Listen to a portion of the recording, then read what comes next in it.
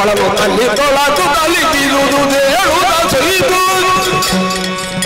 ಮೊಳಲು ತಲ್ಲಿ ತೊಳಲು ತಲ್ಲಿ ಕುಳಿತು ಹೇಳುವುದ ಸರಿದು ತಿಳಿದು ಮಾಯವನುಗಳ ಒಳಗೊಂಡ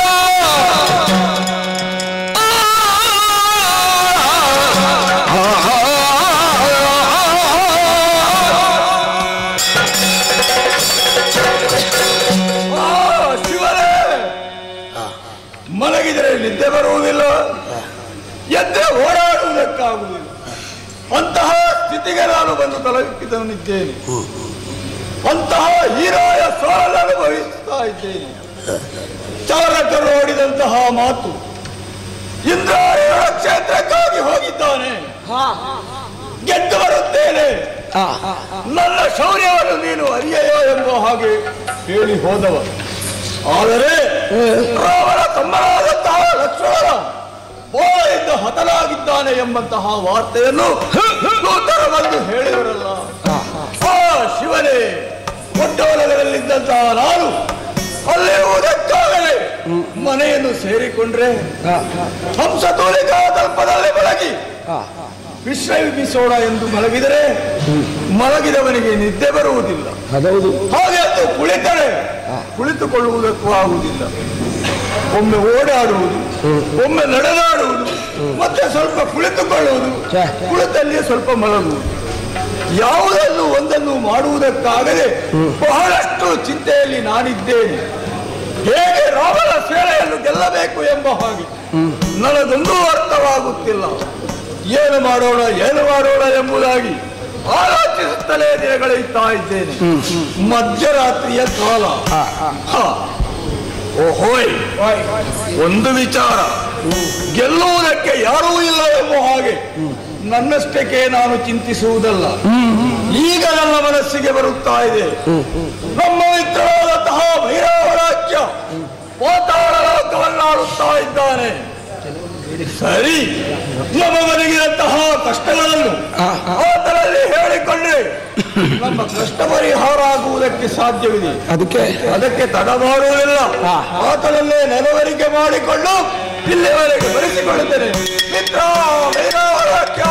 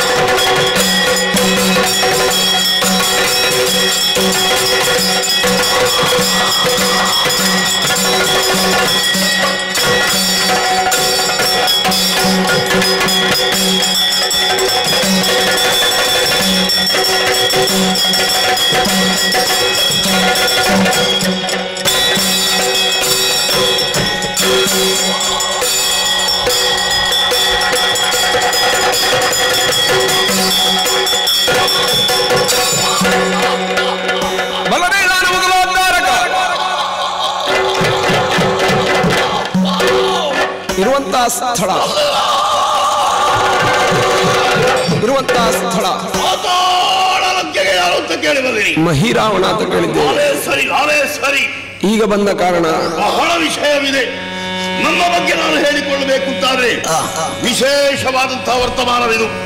ನಾವು ತೃಣಬಿಂದು ಮಹರ್ಷಿಗಳ ಪುತ್ರರು.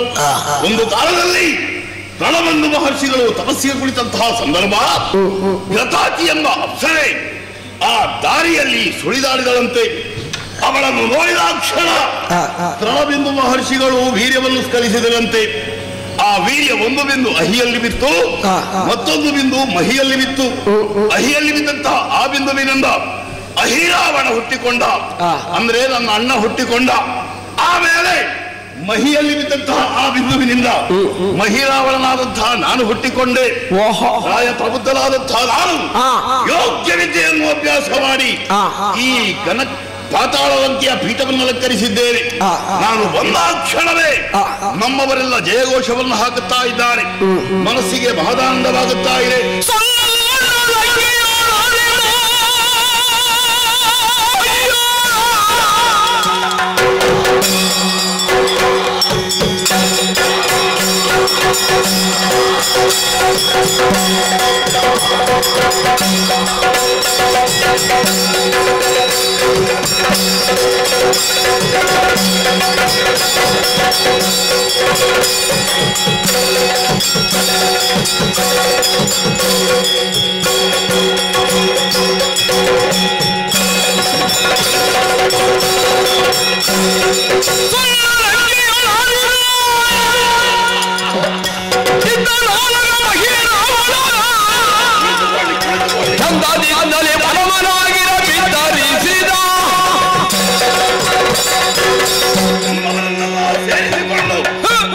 ದಿಗ್ವಿಜಯಕ್ಕಾಗಿ ಹೊರಟವಲ್ಲ, ಕೆಲವರನ್ನು ಬಗ್ಗು ಬೈದೆ. ಈ ಪಾತಾಳವಾಸಿಗಳಂತಹ ವರಗಾದಿಗಳು ನಮ್ಮ ಅಧೀನದಲ್ಲಿದ್ದಾರೆ. ನಾನು ಹೇಳಿದಂತಹ ಮಾತನ್ನೆಲ್ಲ ಕೇಳ್ತಾರೆ. ಆಮೇಲೆ ಯೋಗ್ಯ ಕನ್ಯೆಯನ್ನು ಕಂಡು ನಾನು ವರಿಸಿದವ. ಸಂಧ್ಯೆ ಎಂಬುದು ಆಕೆಯ ಹೆಸರು. ದಾಂಪತ್ಯ ಜೀವನದ ಪ್ರತೀಕವಾಗಿ ಮಕ್ಕಳನ್ನು ಪಡೆದಿದ್ದೇನೆ. ಬಹಳ ಸಂತೋಷವಾಗುತ್ತಾ ಇದೆ. ಯಾವ ರೀತಿಯ ಕೊರತೆಯು ಈ ಮಹಿರಾವಣನ ಪಾಲಿಗೆ ಬಂದದ್ದಿಲ್ಲ. ಇದು ಶಿವನದೇ ಅದೆಲ್ಲ ವಿಷಯ. ಈ ಮಧ್ಯರಾತ್ರಿಯ ಕಾಲದಲ್ಲಿ ಓಲಗಸ್ತರಾಗಿ ಕುಳಿತಂತಹ ಸಂದರ್ಭ ನಮ್ಮನ್ಯಾರು ನೆನವರಿಕೆ ಮಾಡಿಕೊಳ್ಳುತ್ತಾ ಇದ್ದಾರೆ. ಬಡಿದ ಎಬ್ಬಿಸಿದ ಹಾಗಾಗುತ್ತಾ ಇದೆ. ಯಾರಾಗಿರಬಹುದು ಯೋಚನೆ ಮಾಡಿದ್ರೆ ನಮ್ಮವರೇ ಆಗಿದ್ದಾನೆ. ಕನಕಲಂಕೆಯ ದೊರೆ ರಾವಣೇಶ್ವರ. ಏನೋ ಕಷ್ಟ ಬಂದದಾಗಿರಬೇಕು. ನಾವು ಮಿತ್ರತ್ವವನ್ನು ಹೊಂದಿದವರು, ಒಂದೇ ಗುರುಗಳ ಬಳಿಯಲ್ಲಿ ವಿದ್ಯೆಯನ್ನು ಅಭ್ಯಾಸ ಮಾಡಿದವರು. ತುಲ್ಯಾರಿ ಮಿತ್ರತ್ವ ಇದು ನಾವು ಸಂಪಾದನೆ ಮಾಡಿದ್ದು. ಈಗ ನಾನು ನಿಮ್ಮಲ್ಲಿ ಕೇಳ್ತೇನೆ, ಈ ತುಲ್ಯಾರಿ ಮಿತ್ರತ್ವ ಅಂದ್ರೆ ಏನಂತ ಗೊತ್ತಾ ನಿಮಗೆ? ಕಷ್ಟವೇ ಕಷ್ಟ, ಸುಖ. ನಿನ್ನ ಕಷ್ಟವೇ ನನ್ನ ಕಷ್ಟ, ನಮ್ಮ ಕಷ್ಟವೇ ನಿನ್ನ ಕಷ್ಟ ಎಂಬ ಹಾಗೆ ತಿಳಿದುಕೊಂಡ್ರೆ ಅದಕ್ಕೆ ನಾವು ಒದಗಬೇಕು. ಇದು ತುಲ್ಯಾರಿ ಮಿತ್ರತ್ವದ ಮಾತು. ಏನೇ ಇರಲಿ, ಈ ಹೊತ್ತಿನಲ್ಲಿ ಅವ ನೆನವರಿಕೆ ಮಾಡಿಕೊಂಡಿದ್ದಾನಂತಾದ್ರೆ ಕಷ್ಟವನ್ನು ಪರಿಹಾರ ಮಾಡಬೇಕಾದ ನನ್ನ ಧರ್ಮ. ಅದಕ್ಕಾಗಿ ಈ ಕ್ಷಣವೇ ಕನಕಲಂಕೆಯನ್ನು ಸೇರಬೇಕು. ನಡೀತೇನೆ ಮುಂದೆ ನೋಡು. ಹೋಗುವ ದಾರಿ ಗೊತ್ತ ನಿಮಗೆ? ಇಲ್ಲಲ್ಲ, ಎಲ್ಲರಿಗೂ ಹೇಳುವಂತಹ ವಿಷಯವಲ್ಲವದು. ಗುಪ್ತವಾದಂತಹ ದಾರಿ. ಹೇಗೆ? ಈ ಕನಕಲಂಕೆಯ ದಕ್ಷಿಣ ಭಾಗದಲ್ಲಿ ಒಂದು ಸರೋವರವಿದೆ. ಆ ಸರೋವರದಲ್ಲಿ ಒಂದು ಬಂಗಾರದ ತಾವರೆ ಇದೆ. ಆ ತಾವರೆಯ ನಾಳ ನೇರವಾಗಿ ಬಂದು ಈ ಪಾತಾಳಲಂಕೆಯ ಸರೋವರವನ್ನು ಸೇರಿದೆ. ಹೋಗಿ ಬರುವುದಕ್ಕೆ ನಮಗೆ ರಹಸ್ಯವಾದಂತಹ ದಾರಿ ಆ ನಾಳವೇ ಆಗಿ ಇದೆ. ನನಗೆ ಗೊತ್ತಾಯ್ತು. ಈ ಗುಟ್ಟು ಯಾರತ್ರ ಹೇಳಬೇಡಿ. ಆಯ್ತಾಯ್ತು. ಯಾರಲ್ಲಿ ಹೇಳುದಿಲ್ಲ. ಯಾವಾಗಲೂ ಹೇಳುದಿಲ್ಲ ಅಂದ್ರೆ ಒಂದು ಸಲ ಆದ್ರೂ ಹೇಳ್ತೀರಲ್ವಾ? ಅದು ನಮಗೆ ಗೊತ್ತುಂಟು ಅಂತ ಹೇಳುದು. ನಿಮಗೆ ಗೊತ್ತುಂಟು ಅಂತ ಆಗಲಿ ಸ್ವಾಮಿ. ನೀವು ಯಾರತ್ರ ಹೇಳುವುದಿಲ್ಲ ಅಂತ ವಿಶ್ವಾಸ ನನಗಿದೆ. ಈಗ ಅದೆಲ್ಲ ವಿಷಯ. ನಾನು ಹೋಗುವುದು ಹೇಗೆ ಅದು ನಿಮಗೊಂದು ಜಿಜ್ಞಾಸೆ ಅಲ್ವಾ? ಹೌದಪ್ಪ. ನಾವು ಮಾಯಾವಿಗಳು. ಅನುರೂಪವನ್ನು ಧರಿಸುವಂತಹ ಸಾಮರ್ಥ್ಯ ನಮ್ಮಲ್ಲಿದೆ. ಈ ಹೊತ್ತಿನಲ್ಲಿ ಅನುರೂಪವನ್ನು ಧರಿಸಿ ಏರ್ತೇನೆ ನಾರದೊಳಗೆ.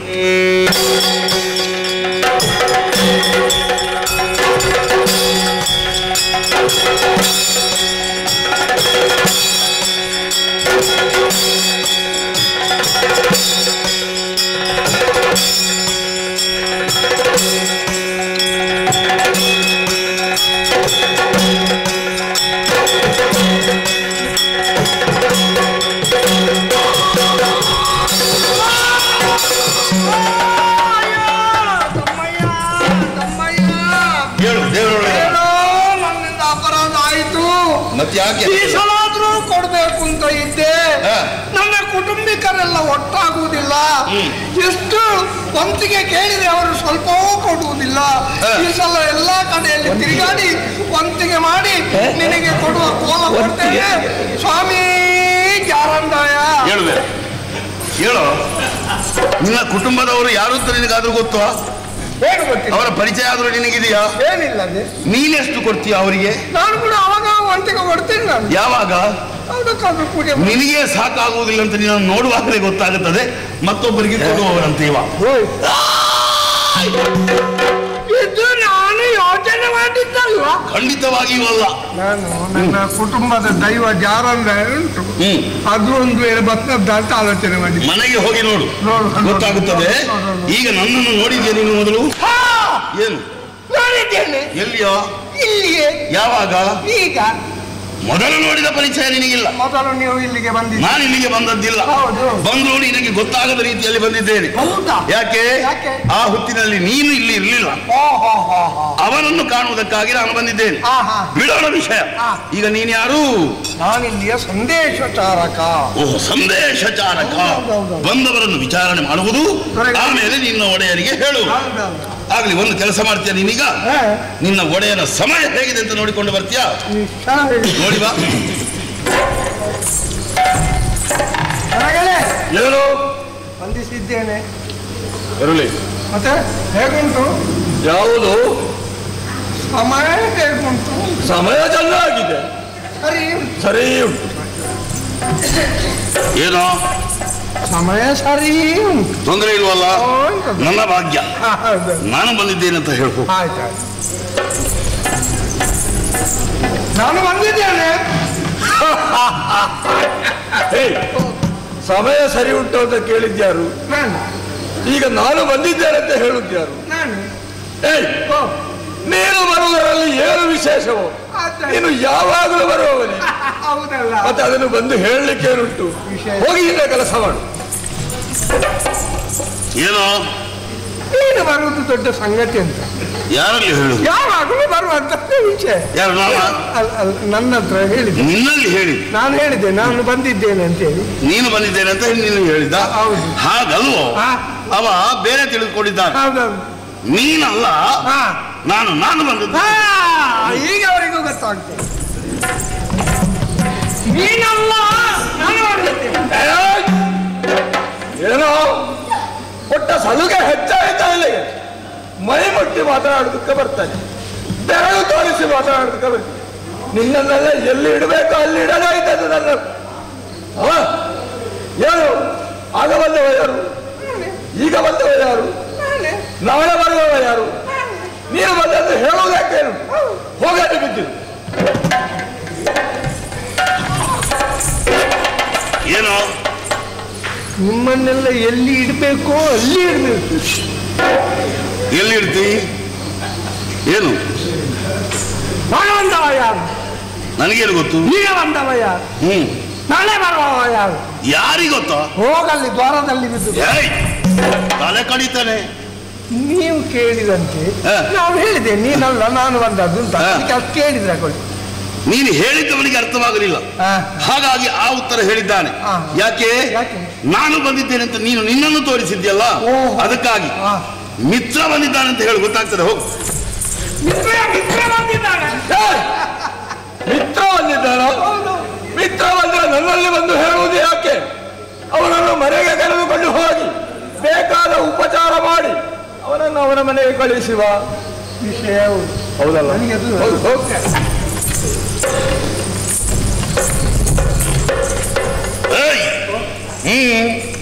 ಮನೆ ಯಾರ ಮನೆಗೆ? ನನ್ನ ಮನೆ. ಯಾಕೆ? ನಿಮಗೆ ಎಂತದ್ದು ಔತಣಕ್ಕೆ ಎಂತದ್ದಾಗಿತ್ತು? ಔತಣ?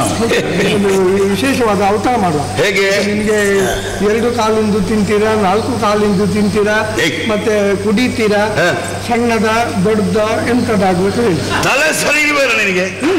2 ಕಾಲಿಂದ ತಿಂತೀರಾ ಅಂತ ಕೇಳ್ತಾ ಇದೆಯಲ್ಲ? ಹೌದು. ಏನದು? ಕುಕ್ಕುಟವಾ? 4 ಕಾಲಿನದ್ದು ಏನದು? ಅದು ದನ ಆಗುತ್ತದೆ, ನಾಯಿ ಆಗ್ತದೆ, ಬೆಕ್ಕು ಆಗುತ್ತದೆ. ಮತ್ತೆ ನೀವು ತಿಂತೀರಾ ಅಂತ ಕೇಳಿ. ನೀನು ತಿಂದದ್ದನ್ನು ನಿಮಗೆ ಕೊಡ್ತೀಯ? ನಾನು ತಿನ್ನೋದು. ಮತ್ತೆ ಸಣ್ಣದು ದೊಡ್ಡದು ಅಂತ ಕೇಳಿದ್ಯಲ್ಲ, ಏನದು? ಅಮಲು ಪದಾರ್ಥ. ಎಂತದ್ದು? ಸಣ್ಣದು ದೊಡ್ಡದು ಒಟ್ಟು ಮಿಶ್ರ ಮಾಡಿ ಕುಡಿತೀರಾ? ಅದು ಹೇಗೆ ಗೊತ್ತು? ಅದು ನಾನು ಹಾಗೆ ಕುಡಿತಿದ್ದೆ ಮೊದಲು. ಹೌದಾ? ನಿನ್ನ ಅನುಭವ ಹಂಚಿಕೊಳ್ಳುವುದಕ್ಕ? ಈಗ ಬಿಟ್ಟಿದ್ದೇನೆ, 5 ವರ್ಷ ಆಯ್ತು. ಹೌದಾ? ಹಂಚಿಕೊಳ್ಳುವುದಕ್ಕ ವರ್ಷ ಜಾಸ್ತಿ ಮಾಡ್ತಾ ಇದೆಯಾ ಹೇಗೆ? ಬನ್ನಿ ಬನ್ನಿ ಬನ್ನಿ ಬನ್ನಿ. ನಿನ್ನ ಮನೆಯಲ್ಲಿ ಆತಿಥ್ಯವನ್ನು ಸ್ವೀಕಾರ ಮಾಡುವುದಕ್ಕೆ ಬಂದವ ನಾನಲ್ಲ. ಹೊರಗಡೆ ಹೇಳಿದ್ರು ಏನಂತ? ಮಿತ್ರ ಬಂದಿದ್ದಾನೆ ಅಂತ ಹೇಳಿದೆ. ಮಿತ್ರ ಬಂದ ನನ್ನಲ್ಲಿ ಅಂತ ಹೇಳುದು, ಮನೆಗೆ ಕರ್ಕೊಂಡೋಗಿ ಔತಣ ಮಾಡಿ ಕಳುಹಿಸು. ಅವ ನಿನ್ನ ಮಿತ್ರ ಅಂತ ಭಾವಿಸಿದ್ದು, ಅವನ ಮಿತ್ರ ಅಂತ ಅವನಿಗೆ ಗೊತ್ತಾಗಲಿಲ್ಲ. ಪಾತಾಳದಿಂದ ಬಂದವಂತ ಹೇಳಿ ಗೊತ್ತಾಗ್ತದೆ. ಹೋಗು. ಪಾತಾಳದಿಂದ ಬಂದವ? ಪಾತಾಳದಿಂದ ಬಂದವಳು. ಪಾತಾಳದಿಂದ ಭೂತಾಳ ಬಿಡ್ಲಿಕ್ಕಿಲ್ಲ. ಕುತ್ತಿಗೆ ಕೈ ಹಾಕಿ ನೋಡು.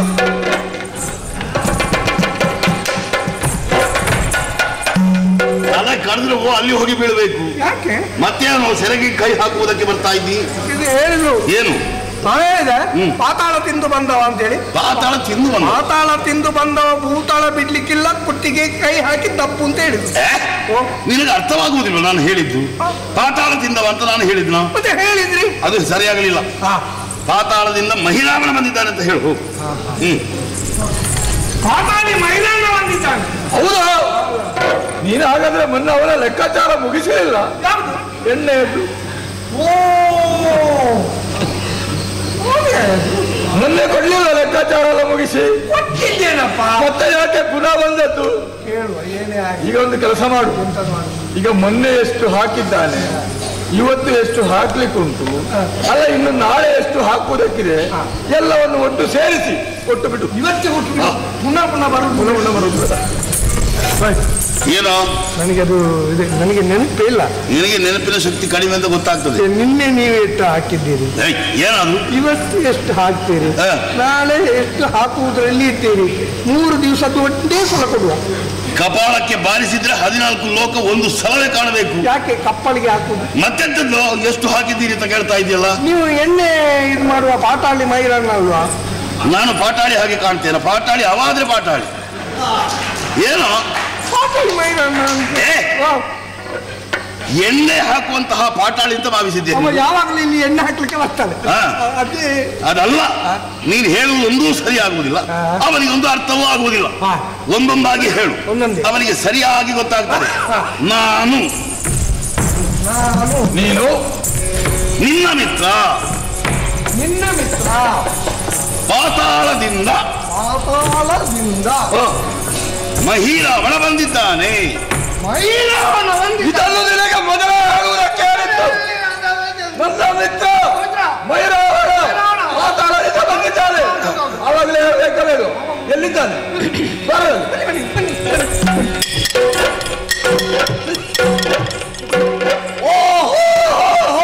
ಮಿತ್ರ ಮೈರಾವಣಕ್ಕೆ ರಾವಣೇಶ್ವರ ನಮಸ್ಕಾರ. ನಮಸ್ಕಾರಕ್ಕೆ ಪ್ರತಿ ನಮಸ್ಕಾರ. ಒಂದು ನವಸಾಗರ. ಏನು ನವಸಾಗರ ಅಂದ್ರೆ ನಮಸ್ಕಾರ? ಅದೇ ಕಾರ. ಮಿತ್ರ ಅಯ್ಯ, ಬಹಳಷ್ಟು ಕಾಲಗಳಾಯಿತು ನಿನ್ನನ್ನು ನೋಡದೆ. ಇಂದು ನಾವು ಭೇಟಿಯಾಗಿದ್ದೇವೆ. ಈ ದೀರ್ಘಕಾಲದ ಭೇಟಿಯ ಮಿತ್ರತ್ವಕ್ಕೆ ಒಂದು ಆಲಿಂಗನ.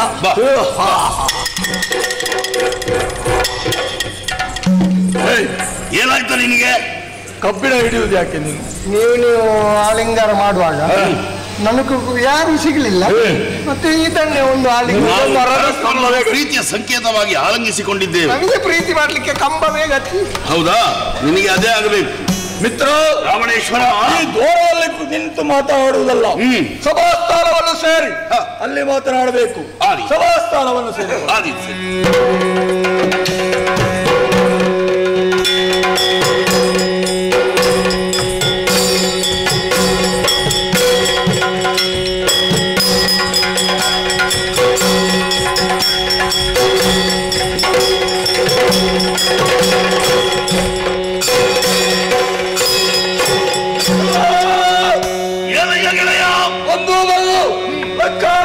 ಸಭಾಗಳನ್ನು ಪ್ರವೇಶ ಮಾಡಿದ್ದೆ.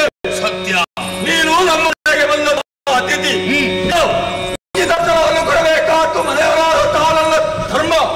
ಆದ್ದರಿಂದ ನಾನು ಇರುವಂತಹ ಸಿಂಹಾಸನವನ್ನೇ ಇದ್ದೇನೆ. ನೀನೇನು ಪ್ರೀತಿಯ ಪೀಠವನ್ನೇ ಏರುವುದಕ್ಕೆ ಹೇಳ್ತಾ ಇದ್ದ. 14 ಅಧಿಪ ನೀನು, ವೀರಾದಿ ವೀರನೆನಿಸಿಕೊಂಡವ, ಲೋಕನ್ನೇ ತನ್ನ ಕೈಯಲ್ಲಿಟ್ಟು ಆಳುವವ. ದೇವತೆಗಳು ನಿನ್ನ ಕಿಂಕರಾಗಿದ್ದಾರೆ. ನಿಮ್ಮ ಮಾತ್ರಕ್ಕೆ ನಿನ್ನ ಯೋಗ್ಯತೆಯನ್ನು ಅಳೆಯುವುದಕ್ಕೆ ಸಾಮಾನ್ಯ ಸಾಧ್ಯವಿಲ್ಲ. ಹಾಗಾಗಿ ಈ ವ್ಯಕ್ತವಾದಂತಹ ಸಿಂಹಾಸನದಲ್ಲಿ ಕುಳಿತುಕೊಳ್ಳಬೇಕಯ್ಯ. ಆಗಿದ್ರು ಮನೆಗೆ ಬಂದಂತಹ ಅತಿಥಿಗಳು ಸತ್ಕರಿಸಬೇಕಾದ್ದು ಮನೆಯವರ ಕರ್ತವ್ಯವಾಗಿ ಹೇಳ್ತಾ ಇದ್ದೇನೆ. ಆಸರ ನನ್ನದಾಗಿರಬಹುದು, ನನಗೂ ನಿನಗೂ ಭೇದ ಭಾವ ಇಲ್ಲ. ನೀನೇ ಏರಿಕೊಳ್ಳಯ್ಯ. ಗೃಹಸ್ಥನಾದವ ಅತಿಥಿಗಳನ್ನು ಪ್ರೀತಿಯಿಂದ ಬರಮಾಡಿಸಿಕೊಂಡು ಅತಿಥಿ ಸತ್ಕಾರ ಮಾಡುವುದು ಸಹಜವಾದ್ದೇ. ಭಾವ ಅಲ್ವ, ಭವ. ಅತಿಥಿ ದೇವೋ ಭವ.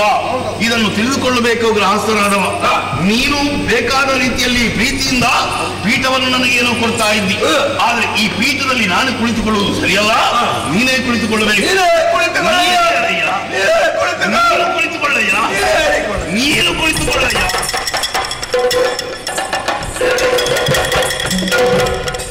ಏನಾದ್ರು ನಿನ್ನದು ಅವಕಾಶ ಸಿಕ್ಕಿದ್ರೆ ಎಲ್ಲಿ ಬೇಕಾದ್ರೂ ಕುಳಿತುಕೊಳ್ತಾನೆ. ಹೌದು, ಮತ್ತೆ ಎಂತದು? ನೀನು ಕೂತ್ಕೊಂತ ಅವರು ಹೇಳುದು, ನೀನು ಕೂತ್ಕೊಂತ ಇವರು ಹೇಳುದು.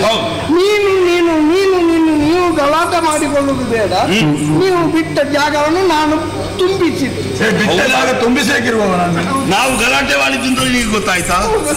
ಏನು ನೀನು ನೀನು ನೀನು ನೀನು ಅಂತ ಗಲಾಟೆ ಅದು ನಾವು ಪರಸ್ಪರರು. ಅದರಲ್ಲಿ ಲಾಭ ನೀನು ಪಡೆಯುವುದು ಬೇಡ. ಗೊತ್ತಾಯ್ತಲ್ಲ? ನಿಲ್ಲಲ್ಲಿ ಎಲ್ಲಿ ನಿಲ್ಲಬೇಕು ಅಲ್ಲೇ. ಗೆಳೆಯ, ನಾವು ವಾದ ಮಾಡುವುದು ಅಗತ್ಯವಿಲ್ಲ. ಸರಿ, ಈ ಪೀಠವನ್ನು ಇಬ್ಬರು ಏರಿಕೊಳ್ಳೋಣ.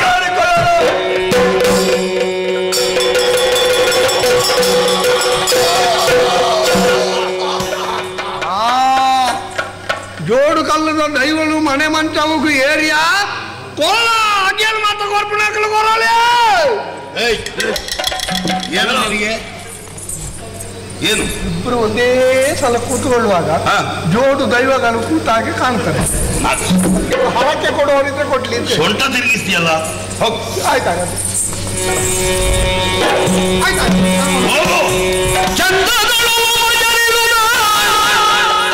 ಕುಶಲವೋ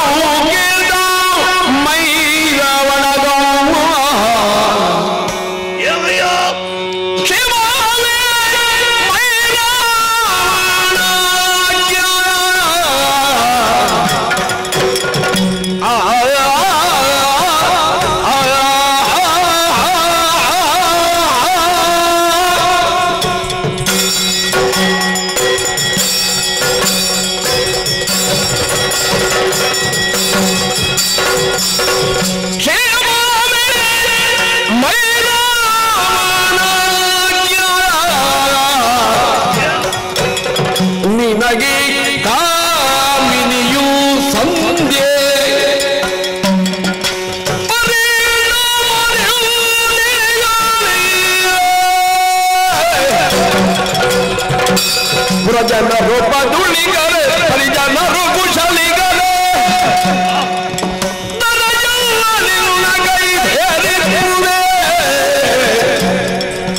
ಉರಗ ಪ್ರವಲರು ಸಾಧಿಸಿದ ಯಾವಳಿಗ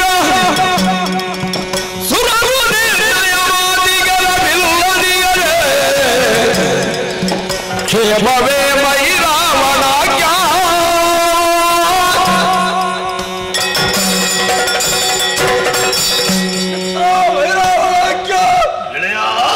ನನ್ನ ಕಡೆಗೆ ಹೋಗ್ಬಿಟ್ಟು ಇಲ್ಲಿಯವರೆಗೆ ಬಂದವರೆದ್ದೀಯ.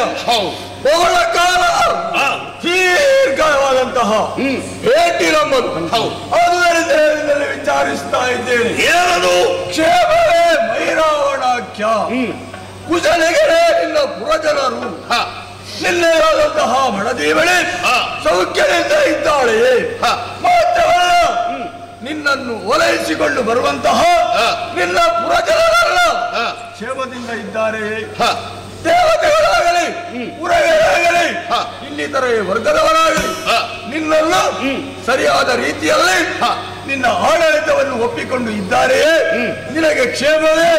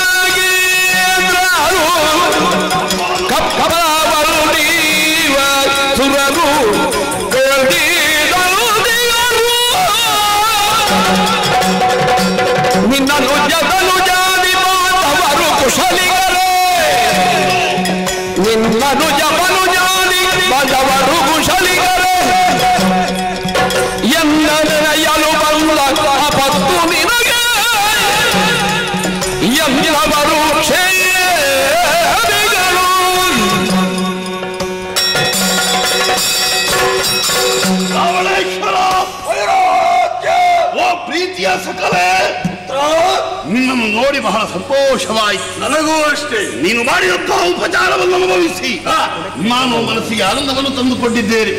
ಅಯ್ಯ, ಆಮೇಲೆ ಕೇಳುವಂತಹ ವಿಷಯ ಕ್ಷೇಮ ಸಮಾಚಾರದ ಬಗ್ಗೆ. ನಾವೆಲ್ಲರೂ ಕ್ಷೇಮಿಗಳು. ಯಾಕೆ? ನೀನು 14 ಲೋಕದ ನಿಪ, ನಿನ್ನ ಅಧೀನ ಕಳಪಟ್ಟಂತಹ ಪಾತಾಳವಂಕೆ, ನಿನ್ನ ಅಧೀನದಲ್ಲಿಯೇ ನಾವಿದ್ದೇವೆ. ಹಾಗಾಗಿ ಉರಗಾದಿಗಳೆಲ್ಲ ಕ್ಷೇಮಗಳಿದ್ದಾರೆ. ಕಾಲ ಕಾಲಕ್ಕೆ ಸರಿಯಾಗಿ ಕಪ್ಪವನ್ನು ಕೊಡ್ತಾ ಇದ್ದಾರೆ. ನಮ್ಮ ಮಡದಿಯಾದಪ್ಪ ಸಂದೆ, ಆಮೇಲೆ ನನ್ನ ಮಕ್ಕಳು ನಮ್ಮನ್ನು ಓಲೈಸ್ತಾ ಇದ್ದಾರೆ. ಯಾವ ರೀತಿಯ ತೊಂದರೆಯೂ ನಮಗೆ ಬಂದದ್ದಿಲ್ಲ. ಹೇಗೆ? ಅದು ನಿನ್ನ ಕೃಪೆಯಿಂದ ಎಂಬುದನ್ನು ನಾನು ಹೇಳುವುದಕ್ಕೆ ಖಂಡಿತವಾಗಿಯೂ ಮರೆಯುವುದಿಲ್ಲ. ಆದರೆ ಬಂದ ಕ್ಷಣದಿಂದ ಈ ಕ್ಷಣದವರೆಗೆ ನಿನ್ನ ಮುಖವನ್ನೇ ನೋಡ್ತಾ ಇದ್ದೇನೆ. ಯಾವತ್ತೂ 10 ಮುಖಗಳಿಂದ ಕಿರು ನಗೆಯನ್ನು ಬೀರುತ್ತಾ ನಿನ್ನವರನ್ನು ಸಂತೋಷಪಡಿಸುತ್ತಾ ಇರುವವ ನೀನು. ಹಿಂದ್ಯಾಕೂ ಮುಖದ ಕಳೆ ಕಂಬಿ ಹೋಗಿದೆ. ಏನು ಚಿಂತೆ? ಯಾಕೆ ನನ್ನನ್ನು ಭರಿಸಿದ್ದಿ? ಹೇಳಯ್ಯ. ಜನನು ಎಲ್ಲ ಬೈರಿ ರಾಮನ ಸೇತ ದುರವೀರ ಕುಂಭಕರ್ಣ ಅನಿಮಿಷಾಂತ ಕಲರಾಂತಕ ಸುರ ಭಜಿದು ಮುಖ್ಯರನು ದರೆಗೊಳಿರಿಯ ಸಂಪನ್ನ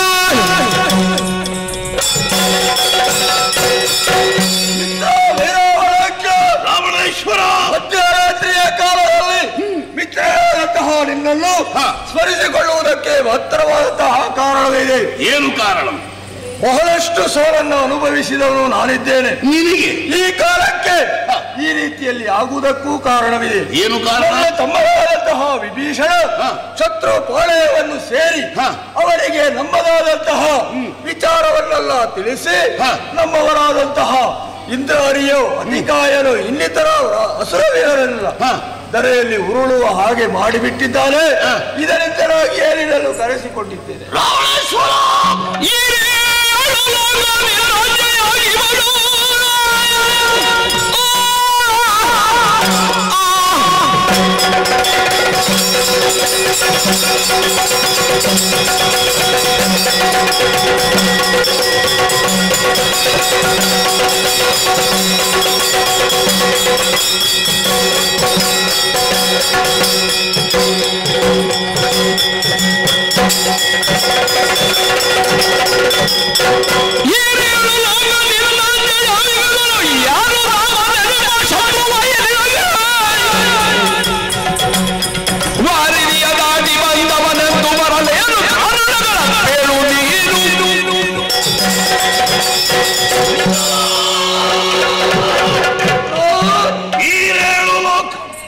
ಅದು ನಿನ್ನ ಅಧೀನದಲ್ಲಿದೆ.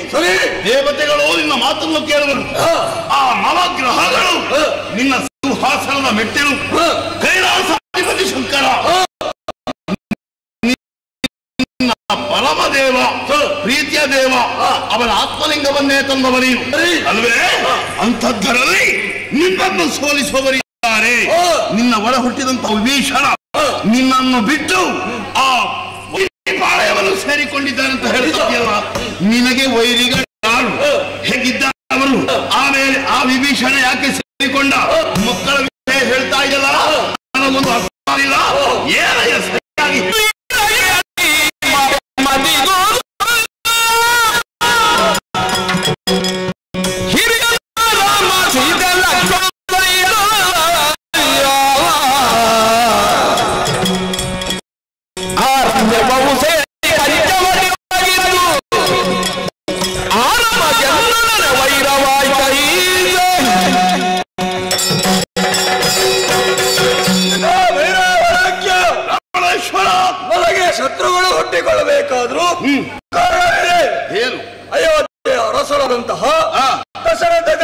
ತಂದೆಯ ಮಕ್ಕಳಾದಂತಹ ರಾಮಲಕ್ಷ್ಮಣರು ಪಿತೃವಾಕ್ಯ ಪರಿಪಾಲನೆ ಅಥವಾ ತಾಯಿಯ ಮಾತುಗಳನ್ನು ನಡೆಸುವುದಕ್ಕಾಗಿ ಕಾರಣಕ್ಕಾಗಿ ಬಂದಂತಹ ಅವರು ಪಂಚವಟಿ ಪ್ರದೇಶದಲ್ಲಿ ತಮ್ಮ ನೆಲೆಯನ್ನು ಕಂಡುಕೊಂಡಿದ್ರು.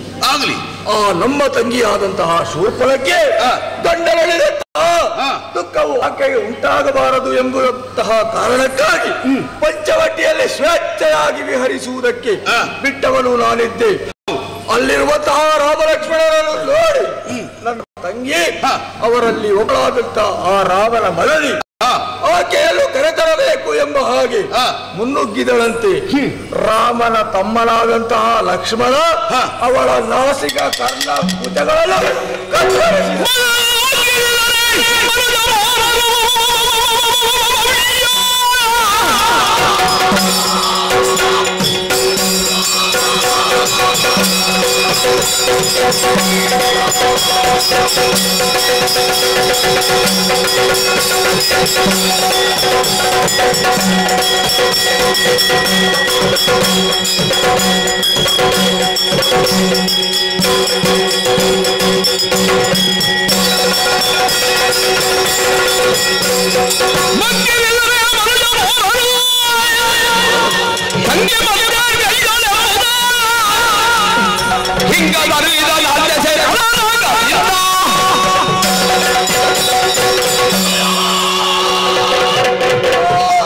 ವಿಚಿತ್ರವಾದಂತಹ ವಿಷಯವನ್ನು ಹೇಳುತ್ತಾ ಇದ್ದೆ. ಲೋಕಲೋಕವನ್ನೇ ನಡೆಸಿದ ಸಾಮಾನ್ಯ ಮಾನವರ ವೈರಿಗಳಾಗಿದ್ದಾರೆ. ಅದು ಸಾಕೇತ ಬರದರಸ ರಾಮ ಲಕ್ಷ್ಮಣ ಸಹಿತ ಸೀತೆಯನ್ನು ನಿನ್ನ ಆಧೀನಕ್ಕೊಳಪಟ್ಟಂತಹ ಪಂಚವಟಿ ಸ್ಥಾನಕ್ಕೆ ಬಂದ್ರೆ ಅಲ್ಲಿ ವಿಹಾರವನ್ನು ಮಾಡ್ತಾ ಇದ್ರೆ ಆ ಹೊತ್ತಿನಲ್ಲಿ ನಿನ್ನ ಪ್ರೀತಿಯ ತಂಗಿ ನಮಗೂ ತಂಗಿ ಗಂಡನನ್ನು ಕಳಕೊಂಡಂತಹ ದುಃಖವನ್ನು ಕಳೆಯುವುದಕ್ಕಾಗಿ ನೀನೇ ಕಳುಹಿಸಿಕೊಟ್ಟದ್ದು ಎಂಬ ವಿಷಯ ನನಗೆ ಚೆನ್ನಾಗಿ ಗೊತ್ತು. ಅಲ್ಲಿ ತಿರುಗಾಟ ಮಾಡ್ತಾ ಇರುವಾಗ ಸೀತೆಯನ್ನು ನೋಡಿದಳೆ, ಕೈ ಇಕ್ಕಿದಳೆ, ಲಕ್ಷ್ಮಣನೆಂಬಾತ ಕಿವಿಮೂಗುಗಳನ್ನು ಕತ್ತರಿಸಿ ಬಿಟ್ಟಳೆ. ತಂಗಿಯ ನಾಸಿಕವನು. ಹಾಗಾದ್ರೆ ಆ ತಂಗಿ ಎಲ್ಲಿಗೆ ಹೋದಳು?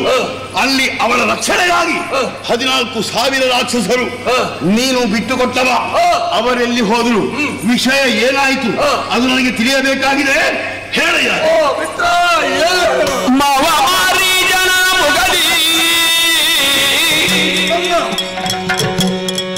ಕಪಟ ಅವಲಂಬನವಿದ್ದ ಸತಿಯ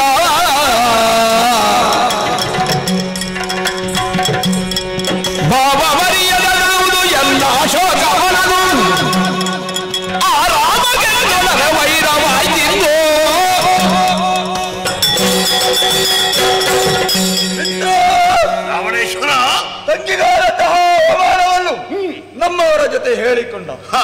ಆ ಕಾಲಕ್ಕೆ ನಮ್ಮವರೆಲ್ಲ ಎದುರಿಸುವುದಕ್ಕೆ ಹೋದ್ರು. ರಾಮನೆಂಬಾತ ಎತ್ತಿದ ಬಿಲ್ಲನ್ನು ಇಳಿಸುವುದಕ್ಕೆ ಬದಲೇ 16,000 ರಕ್ಕಸರನ್ನು ವಧಿಸಿದವನಿದ್ದಾನೆ. ಶಿವ ಶಿವ ಶಿವ ಶಿವ. ಅಷ್ಟಕ್ಕೆ ಸುಮ್ಮನಾಗದ ನನ್ನ ತಂಗಿ ಲಂಕೆಯನ್ನು ಸೇರಿಕೊಂಡು ನನ್ನಲ್ಲಿ ವಿಷಯವನ್ನು ಹೇಳಿದ್ರು. ತಂಗಿಗಾದಂತಹ ಅವಮಾನಕ್ಕೆ ತಕ್ಕ ಪ್ರತೀಕಾರವನ್ನು ಮಾಡಬೇಕು ಎಂಬ ಹಾಗೆ ಮಾವ ಮಾರೀಚನಲ್ಲಿ ಹೇಳಿದೆ. ಮಾರೀಚನಾದಳು ಮಾಯಾ ಮೃಗವಾಗಿ ಸೀತೆ ಎದುರು ಕುಣಿಯುವುದಕ್ಕಾರಂಭಿಸಿದ. ಆ ಮೃಗವನ್ನು ತಂದುಕೊಡಬೇಕು ಎಂಬ ನೆವಲದಿಂದ ರಾಮ ಈ ಮೃಗವನ್ನು ಬೆನ್ನಟ್ಟಿದ. ಆ ಕಾಲಕ್ಕೆ ಕಪಟ ವೇಷಧಾರಿಯಾಗಿ ಸೀತೆಯನ್ನು ತಂದು ನಮ್ಮ ಅಶೋಕವನದಲ್ಲಿ ಇರಿಸಿದೆ. ಅಶೋಕವನದಲ್ಲಿ ಇರಿಸಿದೆ. ಮುಂದೆ ಕಥೆ ಅದನ್ನೇ ನೆವಲವಾಗಿಟ್ಟುಕೊಂಡು ರಾಮನು ಸೀತೆಯನ್ನು ಹುಡುಕುತ್ತಾ ಮುಂದುವರಿದ. ಅಲ್ಲಿ ಸುಗ್ರೀವಾದಿಗಳ ಸಖ್ಯವಾಯಿತು. ತಪ್ಪಿವೀರರೆಲ್ಲ ಜೊತೆ ಸೇರಿಕೊಂಡರು. ಸಾಗರಕ್ಕೆ ಸೇತುವೆಯನ್ನು ಬಿಗಿದು ಲಂಕಾರಾಷ್ಟ್ರವನ್ನು ಸೇರಿಕೊಂಡರು. ಯುದ್ಧವು ಆರಂಭವಾಗಿದೆ. ನಮ್ಮವರೆಲ್ಲ ಅಳಿದು ಹೋಗಿದ್ದಾರೆ. ನಾನು ಮಾತ್ರ, ಇನ್ನು ಕೆಲವು ಬೆರಳೆಣಿಕೆಯವರು ಮಾತ್ರ ಉಳಿದುಕೊಂಡಿದ್ದಾರೆ. ಹೀಗೆಲ್ಲ ಆಗಿದೆ.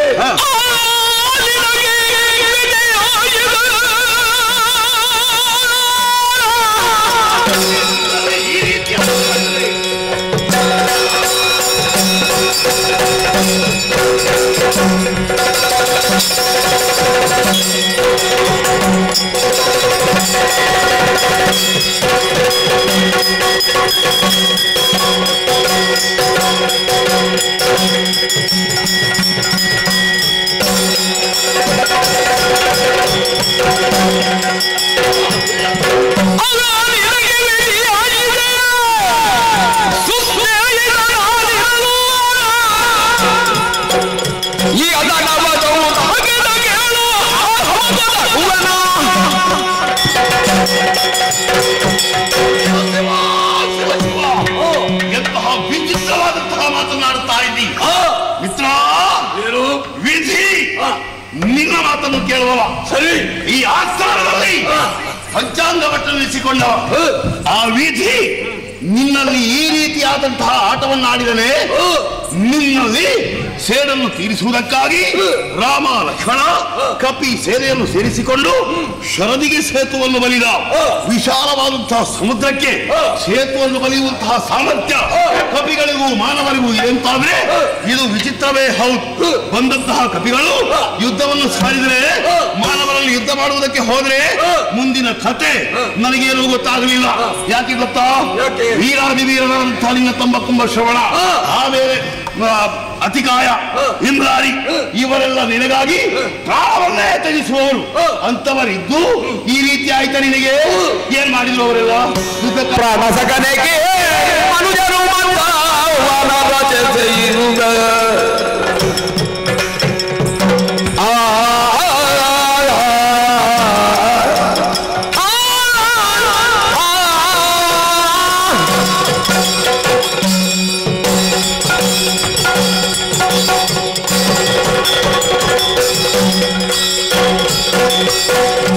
ಸಕನೆಗೆ ಮನುಜರು ರಚಿಸುವುದ ಎನ್ನುವುದೆವುದು ಸಸಾರವ ಮಾಡಿದೆ, ಎನ್ನುವುದೆವುದು ಸಸಾರವ ಮಾಡಿದೆ ಇದು ಬದಿಯೋಣು.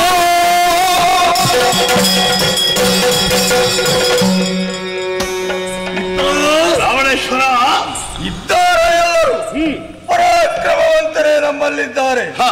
ತಮ್ಮನಾದಂತಹ ಕುಂಭಶ್ರವಣ, ಮಗನಾದಂತಹ ಇಂದ್ರಾರಿ, ಅತಿಕಾಯ ಮಕರಾಕ್ಷ, ಕುಂಭಶ್ರವಣನ ಮಕ್ಕಳಾದಂತಹ ಕುಂಭ ನಿಕುಂಭ, ಚಾಳಿತಾಪಕ ಯುಪಾಪಕ ಮೊದಲಾದವರೆಲ್ಲ ನಮ್ಮ ಸೇನೆಯಲ್ಲಿದ್ದರು. ಧೂಮ್ರಾಕ್ಷಾದಿ ಭಟಭಟರು ಇದ್ರು. ಆದರೆ ಏನೂ ಮಾಡಿಕೊಳ್ಳೋಣ, ಮಾಡುವುದಕ್ಕೆ ಏನೂ ಆಗಲಿಲ್ಲ.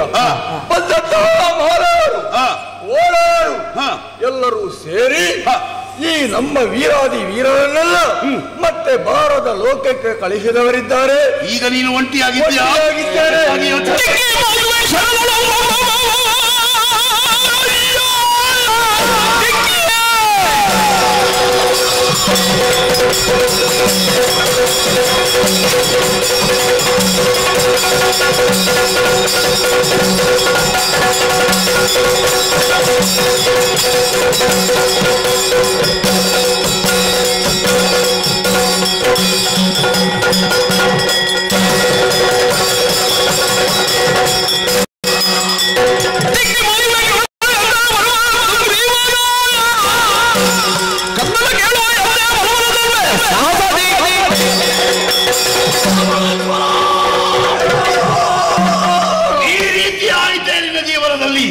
ಎಲ್ಲರನ್ನು ಕಳ್ಕೊಂಡು ದುಃಖದಲ್ಲಿ ತಲ್ಲೀನನಾಗಿದ್ದೀಯ.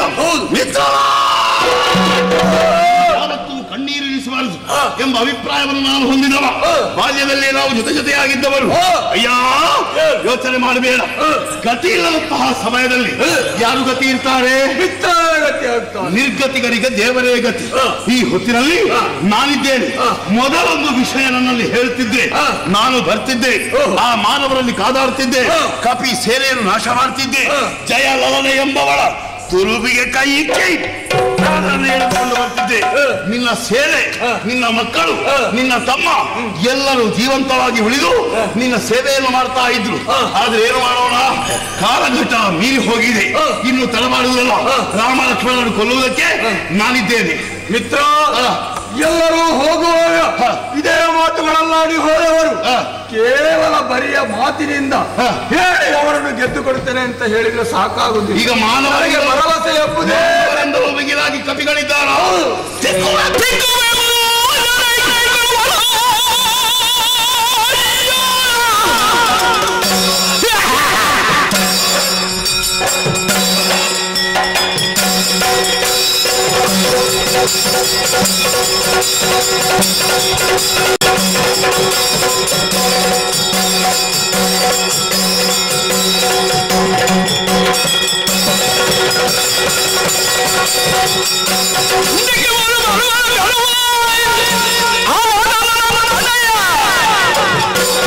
ಶೌರ್ಯ ಮನವನ್ನೇ ಕರುವಾಗಿ ಹೇಳುತ್ತ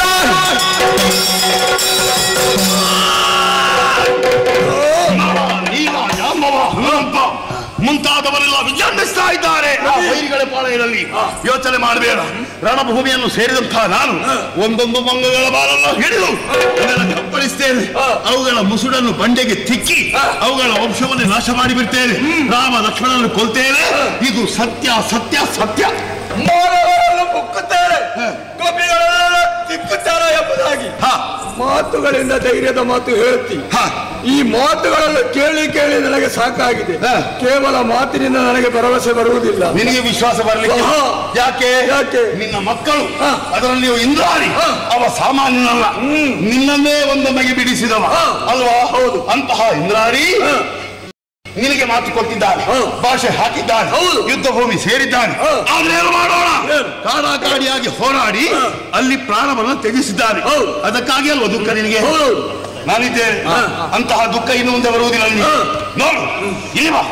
ಖಂಡಿತವಾಗಿಯೂ ಕೊಲ್ತೇನೆ ಎಂಬ ನಿದರ್ಶನ ಮೇಲೆ ನೋಡು. ಯಾರು ಕಾಣ್ತಾರೆ? ಭಗವಾನ್. ಬರೇ ಆಕಾಶ ಕಾಣ್ತಾ ಇದೆ, ಕತ್ತಲಾದಂತಹ ಆಕಾಶ. ಅಂದ್ರೆ ಸೂರ್ಯ ಕಾಣುವುದಿಲ್ಲ, ಸೂರ್ಯ ಮುಳುಗಿ ಹೋಗಿದ್ದಾನೆ. ಇನ್ನು ಮೂಡುವುದಕ್ಕೆ ಕೆಲವು ಗಳಿಗೆಗಳು ಉಳಿದಿದ್ದಾವೆ. ಆ ಗಳಿಗೆಯೊಳಗೆ ರಾಮ ಲಕ್ಷ್ಮಣರನ್ನು, ಕಪಿ ಸೇನೆಯನ್ನು ನಾಶ ಮಾಡ್ತೇನೆ. ಅಂದ್ರೆ ಅಸ್ತಮಿಸಿದಂತಹ ಸೂರ್ಯ ಉದಯಿಸುವುದರೊಳಗಾಗಿ ರಾಮ ಲಕ್ಷ್ಮಣರನ್ನು ಕೊಲ್ತೇನೆ. ಇದು ಸತ್ಯ. ನಿನಗೆ ಭರವಸೆ ಬರುವುದಿಲ್ವೋ? ಪ್ರಾಜ್ಞರು ಅಂಗೈಯಲ್ಲಿ ಅಗ್ನಿ ಇದೆ ಅಂತ ಹೇಳ್ತಾರೆ. ಹಾಗಾಗಿ ಅಗ್ನಿ ಸಾಕ್ಷಿಯಾಗಿ ನಿನಗೆ ಭಾಷೆಯನ್ನ ಕೊಡ್ತೇನೆ. ವೈರಿಗಳನ್ನು ಧೈರ್ಯವಂತ. ಸಂತೋಷವಾಯಿತು. ಇಷ್ಟು ಭರವಸೆಯ ನುಡಿಯ ನೋಡಿದೆಯೋ ರಾವಣ ಗೆದ್ದಂತೆ. ಮಿತ್ರನಾದವ ಮಿತ್ರನಿಗೆ ಸಹಾಯ ಮಾಡಿದೆ, ಅದು ಎಂದಿಗೂ ಕೇಳಾಗುವುದಿಲ್ಲ. ಸಹಾಯ ಮಾಡಬೇಕು ಅಂತಲೇ ನಾನು ಬಂದಿದ್ದೆ. ಇಂದಿನ ರಾತ್ರಿ ಬೆಳಗಾಗುವುದರ ಒಳಗೆ ರಾಮನ ಪಾಳೆಯವನ್ನು ದೆಸೆಗಡಿಸಿದೆ ಎಂದಾದರೆ ಮನಸ್ಸಿಗೆ ಬಹಳಷ್ಟು ಸಂತೋಷವಾಗುತ್ತದೆ. ಇನ್ನು ತಡ ಮಾಡುವುದಿಲ್ಲ. ಯೋಚನೆ ಮಾಡಬೇಡ, ನೀನು ದುಃಖವೇ ಮಾಡಬೇಡ. ಗಜ ತುರಗ ಮುಂತಾದವುಗಳನ್ನು ನನ್ನ ಜೊತೆಯಲ್ಲಿ ಕಳುಹಿಸಿಕೊಡ್ತಾ ಇದ್ದಿ. ಇದು ಅಗತ್ಯವೇ ಇಲ್ಲ. ಆ ಮಾನವರನ್ನು ಕೊಲ್ಲುವುದಕ್ಕೆ ಇಂಥದ್ದೆಲ್ಲ ಸಲಕರಣೆಗಳು ಬೇಕಾ? ಅಶ್ವಗಳನ್ನು ನಾನು ಏರಬೇಕಾ? ಯಾಕೆ ಏರಬೇಕು? ನಮ್ಮ ಮಾಯಾವಿದ್ಯೆಯನ್ನು ಅವರನ್ನೆಲ್ಲ ಬಗ್ಗು ಬಡಿಯುವುದು. ಆ ಗಜ ಅದು ಯಾಕೆ ಬೇಕು? ಅದು ಅಗತ್ಯವಿಲ್ಲ. ಬೇಡಯ್ಯ, ಖಂಡಿತವಾಗಿಯೂ ನಾನೊಬ್ಬನೇ ಹೋಗುತ್ತೇನೆ. ಆ ರಾಮ ಲಕ್ಷ್ಮಣರನ್ನು ನಾಶ ಮಾಡ್ತೇನೆ. ಕೊಟ್ಟಿದ್ದೆ ಜಯಶೀಲರಾಗಿ ನನಗೆ ಜಯವನ್ನು ಒದಗಿಸಿಕೊಡು. ಸಂತೋಷ. ಹೋಗಬಾರ್ದು, ಬಂಡೀರಿಸಬಾರದು, ನಿಶ್ಚಿತೆಯಿಂದ ಇರು. ಜಯ ಎಂಬ ಫಲವೇ ನಿನ್ನ ಪಾಲಿಗೆ ಒದಗುತ್ತಾಳೆ. ಹೋಗೊಳಗಿದೆ, ಹೋಗು, ಬೇಗ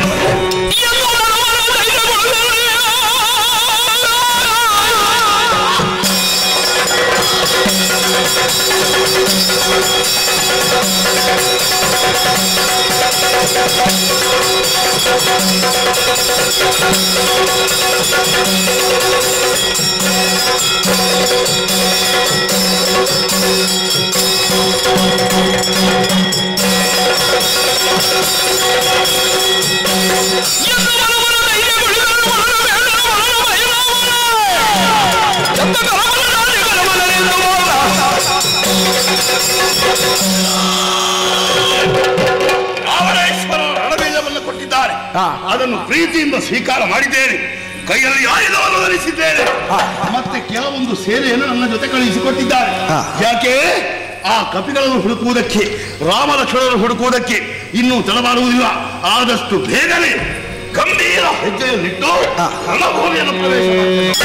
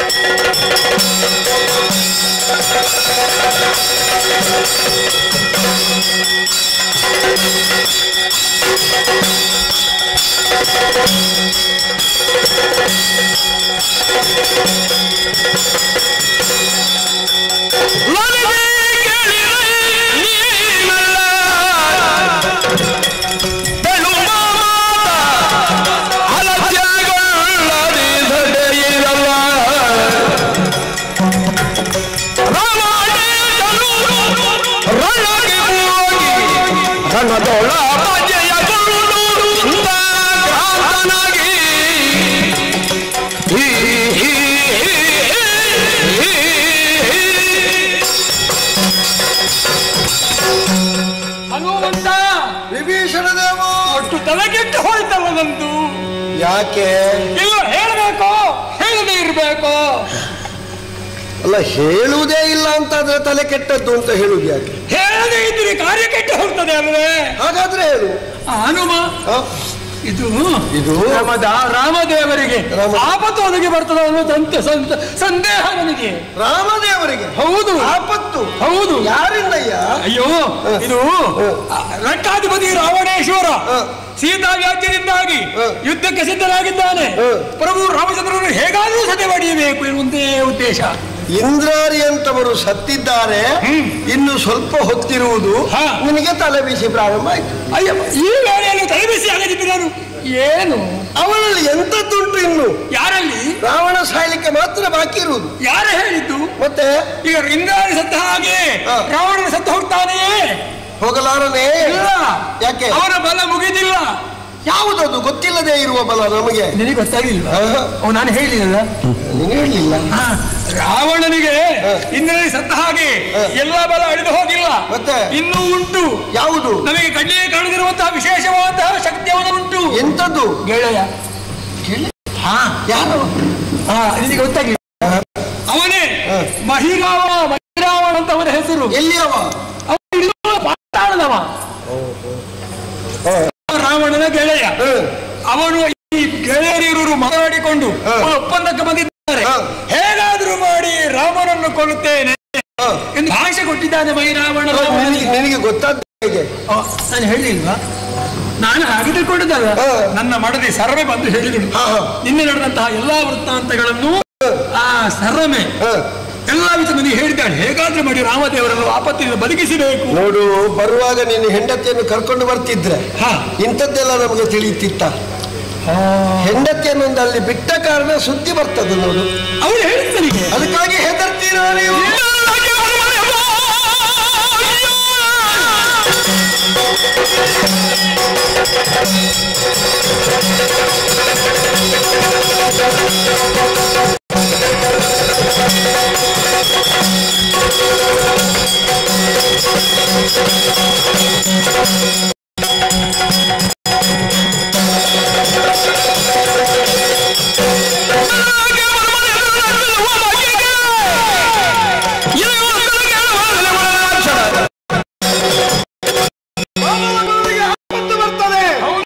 ಮಹಿರಾವಣನ ವಾಗ್ದಾನ ಖಂಡಿತ ಹೌದು. ರಾವಣನಿಗೆ ವಿಶ್ವಾಸ ಇದೆ, ಹೆದರಬೇಕು ಅಂತ ಇಲ್ಲ.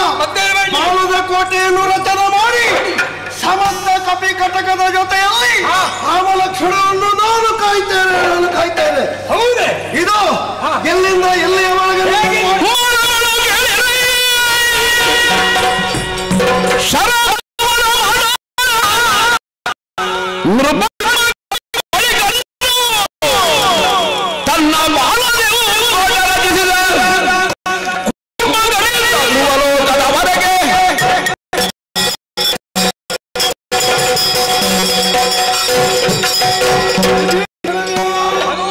ನೀನು ಸಹಿತ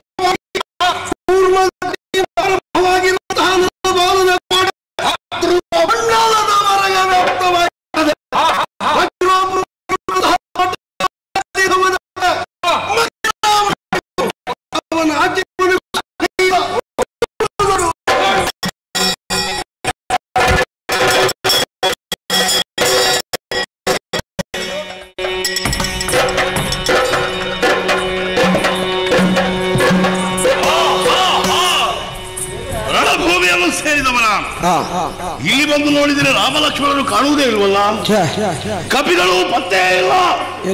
ಹಾಗಾದ್ರೆ ಎಲ್ಲಿ ಹೋದ್ರು? ನಾನು ಯಾರನ್ನು ಕೊಲ್ಲುವುದು? ಎಷ್ಟು ಹುಡುಕಿದ್ರು ಪ್ರಯೋಜನ ಇಲ್ಲದಂತಾದ್ರೆ ನಾನು ಸುಮ್ಮನೆ ಹಿಂದೆ ಹೋಗಬೇಕೆ? ಸಾಧ್ಯವೇ ಇಲ್ಲ. ಹುಡುಕಾಡಬೇಕು, ಅವರನ್ನು ಕಂಡು ಹಿಡಿಯಬೇಕು, ಅವರನ್ನು ಕೊಲ್ಲಬೇಕು. ಇದಕ್ಕೆ ಸಮರ್ಥರು ಯಾರು? ಇತರಲ್ಲ ಸೂಜಿಮುಖ ನದಿಮುಖರು. ಮರಳಿ ಈ ಕಡೆ ನೋಡುವ.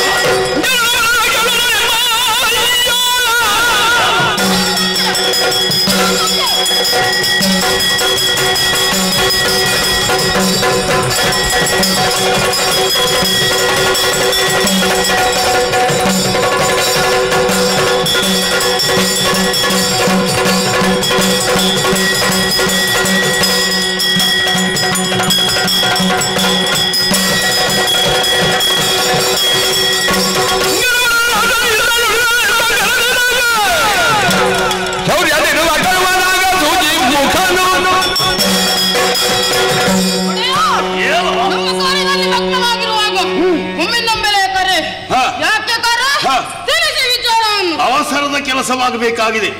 ರಣಭೂಮಿಯಲ್ಲಿ ರಾಮಲಕ್ಷ್ಮಣರು ಕಂಡು ಬರುವುದಿಲ್ಲ. ಎಲ್ಲಿದ್ದಾರಂತ ಹುಡುಕಬೇಕಾಗಿದೆ. ಹುಡುಕಿ ಬಾ ನೋಡುವ.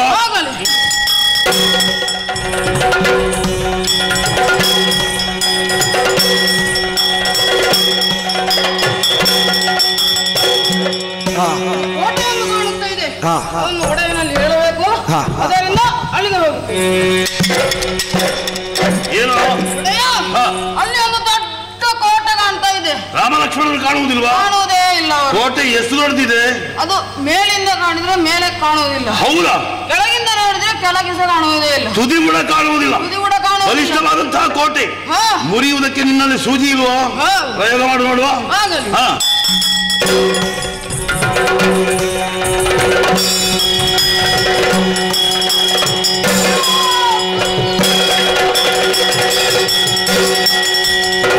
ಅವನ ಸೂಜಿ ಮುರಿಯಿತು ತಪ್ಪೊಬ್ಬ ಹಿಡಿತಾ ಇದ್ದಾನೆ.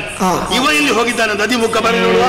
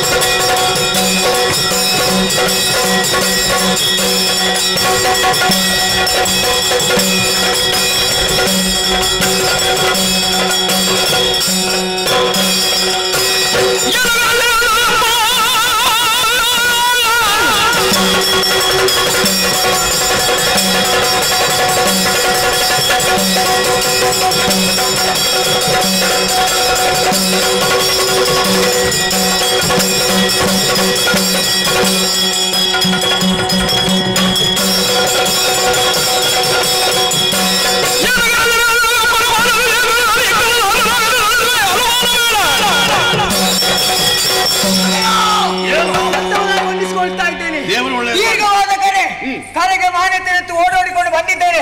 ಕರೆಸಿದ ಕಾರಣವೇನು? ಸೂಜಿ ಮುಖದ ನದಿ ಮುಖರು. ಇನ್ನು ಮುಂದಕ್ಕೆ ನಾವು ಇದ್ದೇವಂತ ನೀವು ಈಗಲೇ ತೋರಿಸಿಕೊಡ್ತಾ ಇದ್ದೀರಿ.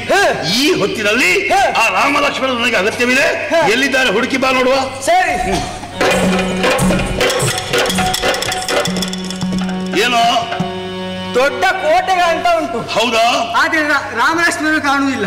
ಕೂರ್ಮ ಗಡಿಯಿಂದ ಧ್ರುವ ಮಂಡಲದವರೆಗೆ ಕೋಟೆ ಬಳಿದಿದೆ. ಹಾಗಾದ್ರೆ ನಿನ್ನ ದದಿ ಇದೆಯಲ್ಲ, ಪ್ರಯೋಗ ಮಾಡು. ಮುರಿ ಕೋಟೆ.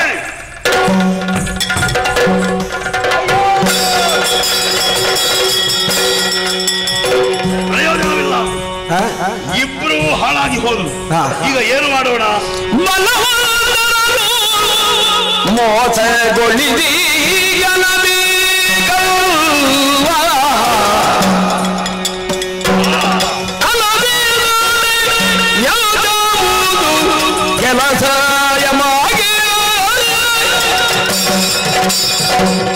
ಮಾಧವನ ರೂಪ ಧರಿಸಿ ಮತ್ತಿದಯ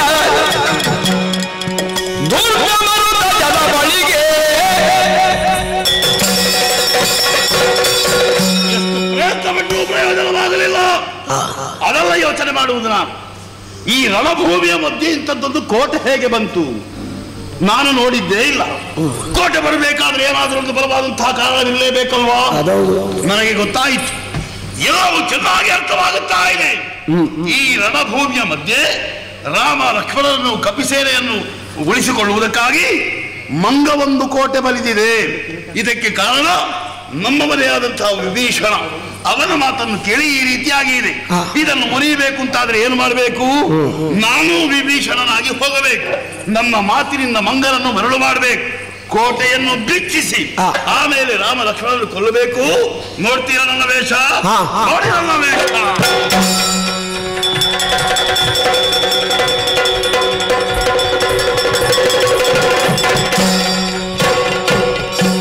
ಕಪಟದ ಸುರನ ನೋಡಿ ಮಾರುತಿ, ಕಪಟದ ಸುರನ ನೋಡಿ ಮಾರುತಿ, ಕೃಪೆಯೊಳು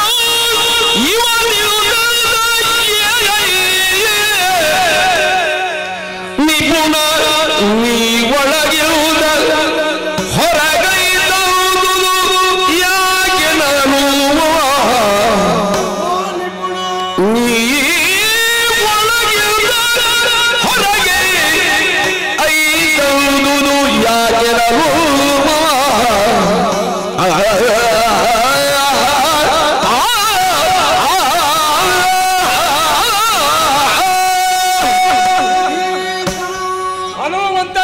ಒಳಗಿದ್ದ ನೀನು ಹೊರಗೆ ಬಂದದ್ದು ಯಾಕಯ್ಯ? ಗೊತ್ತಾಗಿಲ್ಲ ಯಾಕೆ ಈಗ ಯಾಕಯ್ಯ ಹೀಗೆ ನೀವುತ್ತಾ ಇದ್ದಿ? ಕಳರಸಗುವ ಕಪಟದ ಮೂಲ ಮಂತ್ರವ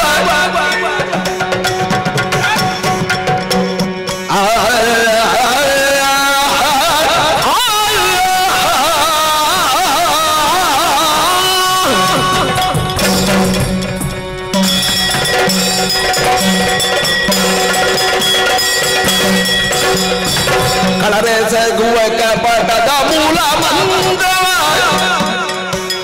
ತರುವಲ್ಲಿಗೆ ಬರುವ ವೇಳೆಯೊಳು ಹನುಮಾನು ನಿಂದು ಬಾಲದಲ್ಲಿ ಮಾಡಿದ ಕೋಟೆ, ಹನುಮಾನಿ ನಿಂದು ಬಾಲದಲ್ಲಿ ಮಾಡಿದ ಕೋಟೆ ಎಲ್ಲರಿಲ್ಲ ತೋರುವೆ ನಾತನ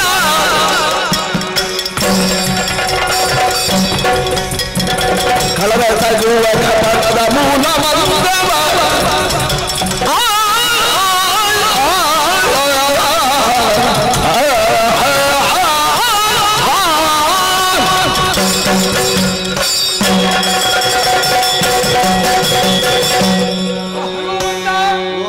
ನೀನೇ ಹೇಳಿದಂತೆ ಕೋಟೆಯ ಒಳಗೆ ನಾನಿದ್ದವ.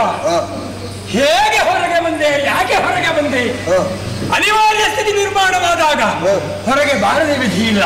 ಅಂದ್ರೆ ರಾಮದೇವರ ರಕ್ಷಣೆಯ ಜವಾಬ್ದಾರಿಯನ್ನು ನೀನು ಹೊತ್ತುಕೊಂಡಿರುವೆ, ವಾಗ್ದಾನ ಮಾಡಿರುವೆ. ಅಷ್ಟೇ ಹೊಣೆಗಾರಿಕೆ ವಿಭೀಷಣನಿಗೂ ಇದೆ ಎಂಬುದನ್ನು ಮರೆಯಬಾರದು. ಈ ಕೋಟೆ ಕಟ್ಟಿದ್ಯಲ್ಲ, ಹೌದು ಕಟ್ಟಿದ್ದಲ್ಲ ಹೌದು. ಈ ಕೋಟೆ ಕಟ್ಟಿ ನಿನ್ನೆ ಕುಳಿತುಕೊಂಡ್ರೆ ರಾಮನ ರಕ್ಷಣೆ ಸಾಧ್ಯ ಉಂಟೆ? ಇಲ್ವೇ? ಇಲ್ಲ. ಯಾಕೆ? ರಾಮನು ಮಾಯಾವಿ, ಮಹಾಕುತಂತ್ರಿ, ಅಡಿವ ಮಹಿಮ ಗರಿಮ ಮುಂತಾದ ಸ್ಥಿತಿಗಳನ್ನೆಲ್ಲ ಬಲ್ಲವನು. ಆದ್ರಿಂದ ಯಾವ ರೂಪದಲ್ಲಿ ಯಾವ ವೇಳೆಯಲ್ಲಿ ಹೇಗೆ ಬರ್ತಾನೆ ಅಂತ ಹೇಳುವುದಕ್ಕೆ ಸಾಧ್ಯವಿಲ್ಲ. ಅದಕ್ಕೆ ನೀನೇನೋ ರಾಮನ ರಕ್ಷಣೆ ಮಾಡಬೇಕು ಅಂತ ಉದ್ದೇಶ ಇದ್ರೆ ಸೂಕ್ಷ್ಮ ಕಾಲದಲ್ಲಿ ಈ ಕೋಟೆ ಬಿಡಿಸಿ ಮೂಲೆ ಇಟ್ಕೊಂಡ್ರೆ ಖಂಡಿತ ಸಾಧ್ಯ ಉಂಟು. ಮತ್ತೆ ಆಗ ಹೇಳಿದ್ದಂಥದ್ದು ನೀನು ಆಗ ಹೇಳಿದ್ದವನು ಕೋಟೆ ಮಾಡಬೇಕು ಅಂತ ಹೇಳಿದ್ದವನು ಯೋಚನೆ ಮಾಡಿದ ಹಾಗೆ ಗೊತ್ತಾಯ್ತು. ಈ ಮಾಯಾವಿ ಯಾವ ರೂಪದಲ್ಲಿ ಎಲ್ಲಿ ಯಾವ ಹೊತ್ತಿಗೆ ಬರ್ತಾರೆ ಅಂತ ಹೇಳಲು ಸಾಧ್ಯ ಉಂಟ? ನೀನು ಇಂದ್ರ ಸಿದ್ಧಿಯ ಪ್ರಭಾವದಿಂದ ಸೂಕ್ಷ್ಮಾಕಾರ ಧರಿಸಿ ಅಲ್ಲಿ ತೋಳ್ಬೇಕು. ಮಹಾಭೈರವನು ಹೇಗೆ ಬರ್ತಾನೆ ಕಂಡು ಆಮೇಲೆ ಬಡಿದುಕೊಳ್ಬೇಕು. ಅವನನ್ನು ಸರಿಗೆ ಕೊಡ್ಬೇಕು. ಅಲ್ಲಿಗೆ ಸಾಧ್ಯ ಉಂಟು? ನಾನು ತೋರಿಸುವ ಮನೆಯ ಒಳಗೆ ಒಂದು ಕಚ್ಚುವ ಹಾವಿದ್ರೆ ಅದು ಒಮ್ಮೆ ಕಂಡು ಮತ್ತೊಮ್ಮೆ ಕಾಣದಾಯಿತು ಅಂತಾದ್ರೆ ಮತ್ತೆ ನಮಗೆ ನಿದ್ದೆ ಮಾಡ್ಲಿಕ್ಕೆ ಆಗ್ತದ? ಸಾಧ್ಯವೇ ಇಲ್ಲ. ಹಾಗಾದ್ರೆ ಹೇಗಾದ್ರೂ ಅದನ್ನು ಹೊಂಚು ಹಾಕಿ ಆದ್ರೂ ಹಿಡಿಬೇಕು. ಹಿಡಿಬೇಕಿದ್ರೆ ಹೀಗಿದ್ರೆ ಮಹಿರಾವಣ ಹೊತ್ತಿದ್ದಾನೆ. ಹೌದು. ನಾನು ಹೀಗೆ ಕೂತ್ರೆ ಅವ ಹತ್ತಿರ ಬರಲಾರ. ಅವ ಹತ್ತಿರ ಬರಬೇಕು ಅಂತ ಇದ್ರೆ ನಾನು ಸೂಕ್ಷ್ಮವಾಗಿ ಅವನಿಗೆ ಗೊತ್ತಾಗದ ಹಾಗೆ ಇರ್ಬೇಕು. ನಾನು ನಿನಗೆ ಹೇಳಿದ್ದೆ ಯಾಕೆ? ಎಲ್ಲ ನಿನಗೆ ಗೊತ್ತುಂಟಲ್ಲ. ಈಗ ಅವ ಮಾಯಾವಿ ಅಂತ ಹೇಳ್ತೀನಿ. ಹೌದು. ಒಂದು ಪ್ರಶ್ನೆ ಅಷ್ಟೇ, ಯಾಕೆ ಅವ ಮಾಯಾವಿ ಅಂತ ಹೇಳ್ತೀನಿ. ಹೌದು. ನಾನೀಗ ಮಾಯದಲ್ಲೇ ಕೂತ್ರವನಿಗೆ ಗೊತ್ತಾಗ್ಲಿಕ್ಕಿಲ್ವಾ? ಮಾಯೆ ಬೆಳೆಸಿಗೆ ಸಾಧ್ಯ ಉಂಟು. ನೀನು ಹನುಮ ಅವನ ಹಾಗೆ ಅಲ್ಲಲ್ಲ. ಅದೇ ಇರ್ಲಿ. ಸೂಕ್ಷ್ಮ ಅಲ್ಲ, ಇನ್ನು ಮಾಯಾಗುದು ಬೇಡ. ಸೂಕ್ಷ್ಮಾಕಾರ ಧರಿಸಿ. ಸರಿ ಸರಿ.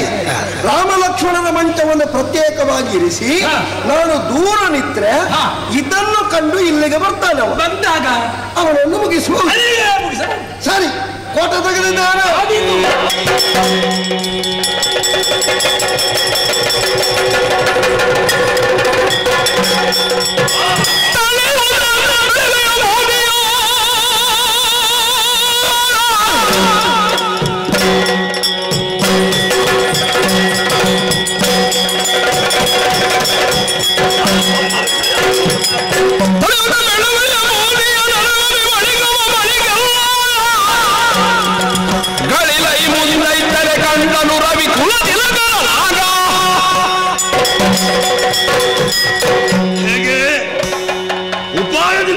ವಿಜಯವನ್ನು ಸಾಧಿಸಿದ್ದೇನೆ. ವಿಭೀಷಣನ ವೇಷವನ್ನು ಮಾಡಿದೆ, ಮಂಗರನ್ನು ಮಾತಿನ ಮರಳು ಮಾಡಿ ಕೋಟೆಯನ್ನು ಬಿಚ್ಚಿಸಿ ಆಯಿತು. ರಾಮ ಲಕ್ಷ್ಮಣ ಕೊಲ್ಲಬೇಕು ನಾನು, ಆದರೆ ನಾನು ಬಂದ ವಿಷಯ ಇಲ್ಲಿ ಯಾರಿಗೂ ಗೊತ್ತಾಗಬಾರದು. ಅದಕ್ಕಾಗಿ ಮಂತ್ರದ ಬೂದಿ ಇದೆ. ಈ ಮಂತ್ರದ ಬೂದಿಯನ್ನು ಎಲ್ಲರ ಮೇಲೂ ಎಸೆದ್ರೆ ಕುಳಿತವರು ಕುಳಿತ ಹಾಗಿರ್ತಾರೆ, ಬಾಯಿ ಬಿಟ್ಟವರು ಬಾಯಿ ಬಿಟ್ಟ ಹಾಗಿರ್ತಾರೆ. ಎಲ್ಲರೂ ಅಲ್ಲಲ್ಲಿಯೇ ಇರಬೇಕು. ಓಂ ರೀಂ.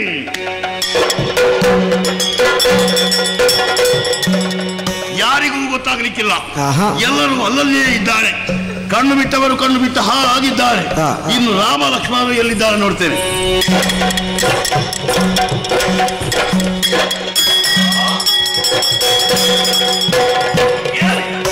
ಯಾಗಿವನ ಕೆಣಕಿದನೋ, ಯಾಗಿವನ ಕೆಣಕಿದನೋ, ಯಾಗಿವನ ಕೆಣಕಿದನೋ, ಕಳವಿನೊಳ್ ಯಾಕೆ ತರುದನು ಕಾಮಿನಿಯನು, ಕಳವಿನೊಳಿಗೆ ತರುದನು ಕಾಮಿನಿಯನು, ವಿವೇಕ ಶೂನ್ಯನಲ ಬಲಿಗೆ ಕೆಟ್ಟನಲ, ವಿವೇಕ ಶೂನ್ಯನಲ ದಶಾನನ ಬಲಿಗೆ ಕೆಟ್ಟನಲ. ಈ ಕುಮಾರರ ಗೆಲುವವರ ಮೂರ್ಲೋಕದಲ್ಲಿ ನಾ ಕಾಣೆ, ಈ ಕುಮಾರರ ಗೆಲುವವರ ಮೂರ್ಲೋಕದಲ್ಲಿ ನಾ ಕಾಣೆ. ಹರ ಹರ ಲೋಕಗಳುಳ್ಳಗ ಶಿಕ್ಷಕರು, ಲೋಕಗಳುಳ್ಳಗ ಶಿಕ್ಷಕರು ಇವರನ್ನು ಬೆರಗಾದನ. ಯಾಕಿವನ ಕೆಣಕಿದನೋ,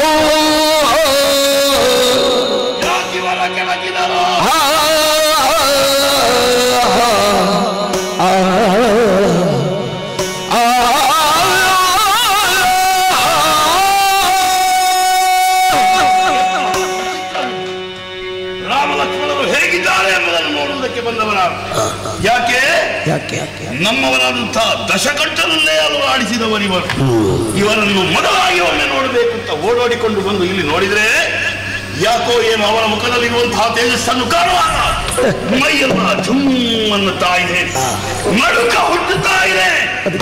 ಹಾಗಾದ್ರೆ ಇವರನ್ನೂ ಕೆಳಕಿಲ್ಲಕ್ಕೆ ಹೋದನಲ್ಲ, ಯಾಕಿವರ ಕೆಳಕಿದ, ಯಾಕೆ ಹೀನ ಕೆಲಸವನ್ನು ಮಾಡಿಬಿಟ್ಟ. ಕಳವಿನಲ್ಲಿ ಸೀತೆಯನ್ನು ತಂದು ಅಶೋಕವನದಲ್ಲಿ ಇರಿಸಿದೆ. ಎದೆ ತಟ್ಟಿ ಹೆಮ್ಮೆಯಿಂದ ಹೇಳಿಕೊಳ್ತಾ ಇದ್ದಾರಲ್ಲ, ಎಂತಹ ಹೆಮ್ಮೆ ಇದೆ. ಯಾಕೆ ಈ ರೀತಿಯಾದ ಹಾಳಾಗಿ ಹೋದ ವಿವೇಕ ಶೂನ್ಯನ ಇವ. ಈ ದಶಸೇನಿಗೆ ಸರಿ ಉಂಟಾ? ಇಂತಹ ಕೆಲಸವನ್ನು ಮಾಡಬಹುದಿತ್ತೆ, ಇಂತಹ ಕೆಲಸವನ್ನಲ್ಲವೇ ಮಾಡಿ ಎಲ್ಲರನ್ನೂ ಕಳಕೊಂಡದ್ದು. ಇಂಥವರನ್ನು ಕೆಳಕುವುದಕ್ಕೆ ಹೋಗಿ ಹಾಳಾಗಿ ಹೋದ. ಇವರು ಸಾಮಾನ್ಯರು, ಮೂರು ಲೋಕದಲ್ಲಿ ಇವರನ್ನು ಗೆಲ್ಲುವಂತಹ ಮಾನವರು ಪ್ರಾಣಿಗಳು ಇದ್ದಾರೆ, ಯಕ್ಷ ಗರುಡ ಗಂಧರ್ವರಿದ್ದಾರೆ, ಇರುವುದಕ್ಕೆ ಸಾಧ್ಯವೇ ಇಲ್ಲ. ಇವರು ಯಾರು ಎಂಬುದನ್ನು ಇವರ ಮುಖವನ್ನು ನೋಡುವಾಗಲೇ ಅರ್ಥೈಸಿಕೊಳ್ಳುವುದಕ್ಕೆ ಸಾಧ್ಯ. ಭೂಮಿಯಲ್ಲಿದ್ದಂತಹ ದುಷ್ಟರನ್ನು ಶಿಕ್ಷಿಸಿ ಶಿಷ್ಟರನ್ನು ಪೊರೆಯುವಂತಹ ಭಗವಂತರುಗಳು ಇವರು. ಈ ರಾಮ ಇವನ ಮುಖದ ತೇಜಸ್ಸನ್ನು ನೋಡುವಾಗಲೇ ಅರ್ಥವಾಗುತ್ತದೆ ಇವ ಪಾಲನಾಕರ್ತೃ, ಆ ವೈಕುಂಠಾಧಿಪತಿ ನಾರಾಯಣ. ಆಮೇಲೆ ಇವ ಯಾರು? ಆದಿಶೇಷಣೆಯಾಗಿದ್ದಾನೆ. ಇವರಿಬ್ಬರು ಈ ರೀತಿಯಾಗಿರಬೇಕಾದ್ರೆ ಈ ರಾಮನ ಬರದಿ ಆ ಸೀತೆ ಅವಳು ಸಾಮಾನ್ಯಳೇ? ಖಂಡಿತವಾಗಿಯೂ ಲೋಕಮಾತೆಯಾದಂತಹ ಜಾನಕಿಯೇ ಹೌದು, ಲಕ್ಷ್ಮೀದೇವಿಯಾಗಿದ್ದಾಳೆ. ಅಂತವರನ್ನು ಕೆಣಕುವುದಕ್ಕೆ ಇವ ಹೋದ್ರಲ್ಲ, ಇವನಿಗೂ ತಲೆ ಸರಿ ಉಂಟಾ? ಬಿಡೋಣ ವಿಷಯ. ನಾನು ಸುಮ್ಮನೆ ಬೊಬ್ಬೆ ಹೊಡೆಯುವುದಕ್ಕೆ ಭಾಷೆ ಕೊಟ್ಟು ಬಂದಾಗಿ. ಹೌದಯ್ಯ, ನಾನು ಭಾಷೆ ಹಾಕಿದ್ದೇನೆ. ಮತ್ತೆ ಮಿತ್ರನಿಗೆ ಸಹಾಯ ಮಾಡುವುದು ನನ್ನ ಕರ್ತವ್ಯವಾಗಿ ಇದೆ. ಇಲ್ಲಿ ಬೊಬ್ಬಿಟ್ಟು ಏನೂ ಪ್ರಯೋಜನವಿಲ್ಲ. ಇವರನ್ನು ತಲೆ ಕಡಿಬೇಕು. ನಿದ್ರಾಭಂಗ ಮಹಾಪಾಪ. ಏನು ಹೇಳ್ತೀರಿ ಸ್ವಾಮಿ? ನಿದ್ರೆಯಲ್ಲಿದ್ದವರನ್ನು ಕೊಲ್ಲುವುದಕ್ಕೆ ಸುಲಭ, ನಿದ್ರಾಭಂಗ ಮಹಾಪಾಪ. ಎಂತದ್ದು ಪಾಪ? ಇವರನ್ನು ಎಬ್ಬಿಸಿದ್ರೆ ಇವರು ಓಡಿ ಹೋಗುವುದಿಲ್ವೋ? ಅದಕ್ಕೆ ಭೀತಿಯವರಲ್ಲಿಲ್ವೋ? ಹಾಗಾಗಿ ಇವರನ್ನು ಕೊಲ್ಲಬೇಕು. ಆದರೂ ನೀವೊಂದು ಸೂಚನೆ ಕೊಟ್ಟಿದ್ದೀರಿ. ವೀರರಾದಂತಹ ನಾವು ಈ ರೀತಿಯಾದಂತಹ ಹೀನ ಕೆಲಸವನ್ನು ಮಾಡಬಾರದು ಅಲ್ವೇ? ಖಂಡಿತವಾಗಿಯೂ ಮಾಡುವುದಿಲ್ಲ. ಇವರನ್ನು ಕೊಲ್ತೇನೆ. ಇಲ್ಲಿ ಅಲ್ಲ, ಮತ್ತೆ ಪಾತಾಳ ಲಂಕೆಯಲ್ಲಿ ತಗೊಂಡು ಹೋಗ್ಬೇಕಲ್ಲ. ಇವರು ಮಾತ್ರವಲ್ಲ, ಮತ್ತೊಬ್ಬರಿದ್ದಾರೆ. 3 ಜನ ಒಟ್ಟಿಗೆ ಆಗಬೇಕು. ನನ್ನ ಪ್ರೀತಿಯ ತಂಗಿ ದುರ್ದುಂಡಿ, ಅವಳ ಮಗನಾದಂತಹ ನೀಲಮೇಘ ಶ್ಯಾಮ, ಅವನನ್ನು ಇವರನ್ನು ಜೊತೆ ಸೇರಿಸಿ ನನ್ನ ಆರಾಧ್ಯ ದೇವಿಯಾದಂತಹ ಕಾಳಿ ಮಾತೆಗೆ ನಾಳೆ ಬೆಳಗಾಗದ್ರೆ ಅಮಾವಾಸ್ಯೆಯ ದಿನ ಇವರನ್ನು ಬಲಿ ಕೊಟ್ಟರೆ ನನಗೆ 3 ಲಾಭ. ಒಂದು ಮಿತ್ರನಿಗೆ ಭಾಷೆ ಕೊಟ್ಟದ್ದು ನೆರವೇರ್ತದೆ, ಎರಡನೆಯದ್ದು ದೇವಿಗೆ ತರ್ಪಣ ಅರ್ಪಿಸಿದಂತಾಗುತ್ತದೆ, ಮತ್ತೆ 3ನೆಯದ್ದು ನನಗೆ ಬೇಕಾದಂತಹ ವರವನ್ನು ಕೊಡ್ತಾಳೆ, ಪೀಠವು ಉಳಿಯುತ್ತದೆ. ಇಷ್ಟಾಗುವಾಗ ನಾನು ಇಲ್ಲಿ ಯಾಕೆ ಬರ್ತಿದ್ದಾರೆ? ಮಂಚ ಸಹಿತ ಪಾತಾಳ ಲಂಕೆಯನ್ನು ಸೇರಬೇಕು. ಇವರನ್ನು ಕೊಲ್ಲುವುದಕ್ಕೆ ಸಾಕ್ಷಿ ಏನು ಗೊತ್ತೇ? ಈ ನನ್ನ ಖಡ್ಗ ಮಂಚದಲ್ಲಿ ಇರ್ತೇವೆ.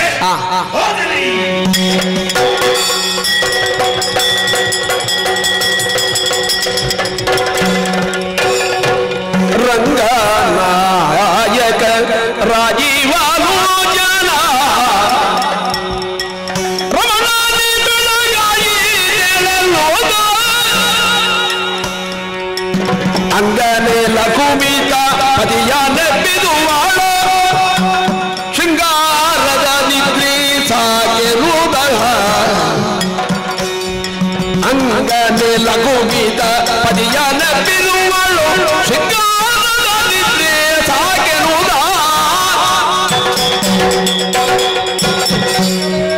ಹೇಳಿ ಮಕ್ಕಳೇ, ಮೊದಲಾಗಿ ಶ್ರೀರಾಮಚಂದ್ರನ ಹೇಳಿ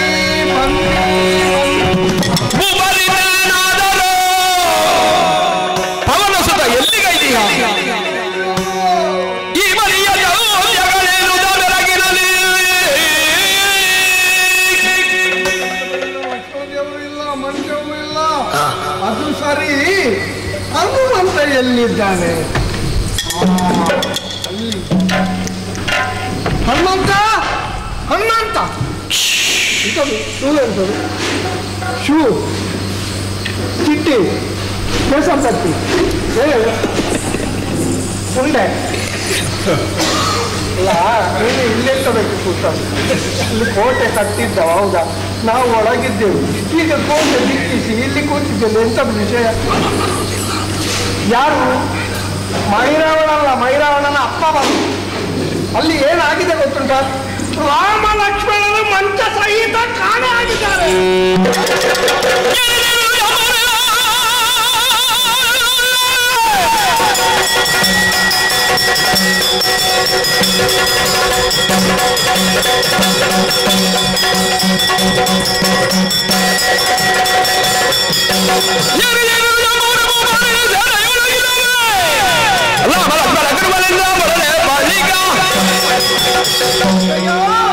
ವಿಭೀಷಣ ಹೇಳಿದಂತಹ ಮಾತನ್ನು ನಂಬಿದೆ, ಕೋಟೆಯನ್ನು ಕಟ್ಟಿದೆ, ಬಿಚ್ಚುವುದಕ್ಕೆ ಹೇಳಿದ.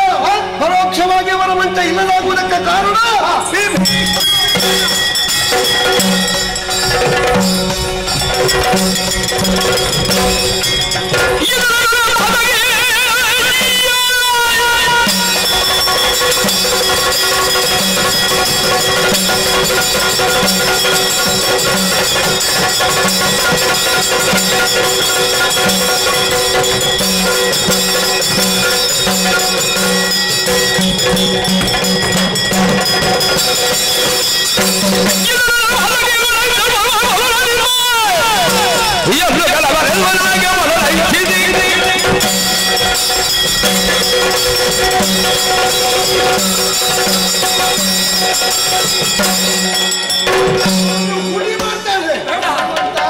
ಅವನನ್ನು ಹುಡಿ ಮಾಡುವುದು ಯಾಕೆ?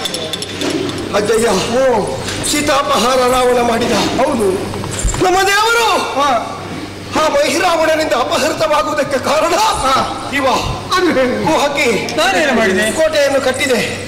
ಬಿಚ್ಚುವುದಕ್ಕೆ ಇವನೇ ಬಂದು ಹೇಳಿದ. ನೀನು ಬಿಚ್ಚುವುದಕ್ಕೆ ಹೇಳಿದ್ಯಾ? ಇಲ್ಲ, ಕಟ್ಲಿಕ್ಕೆ ಹೇಳುವಾಗ ನಾನಿದ್ದೆ, ಬಿಚ್ಚಲಿಕ್ಕೆ ಹೇಳುವಾಗ ನಾನಿಲ್ಲಿ. ಇದೇ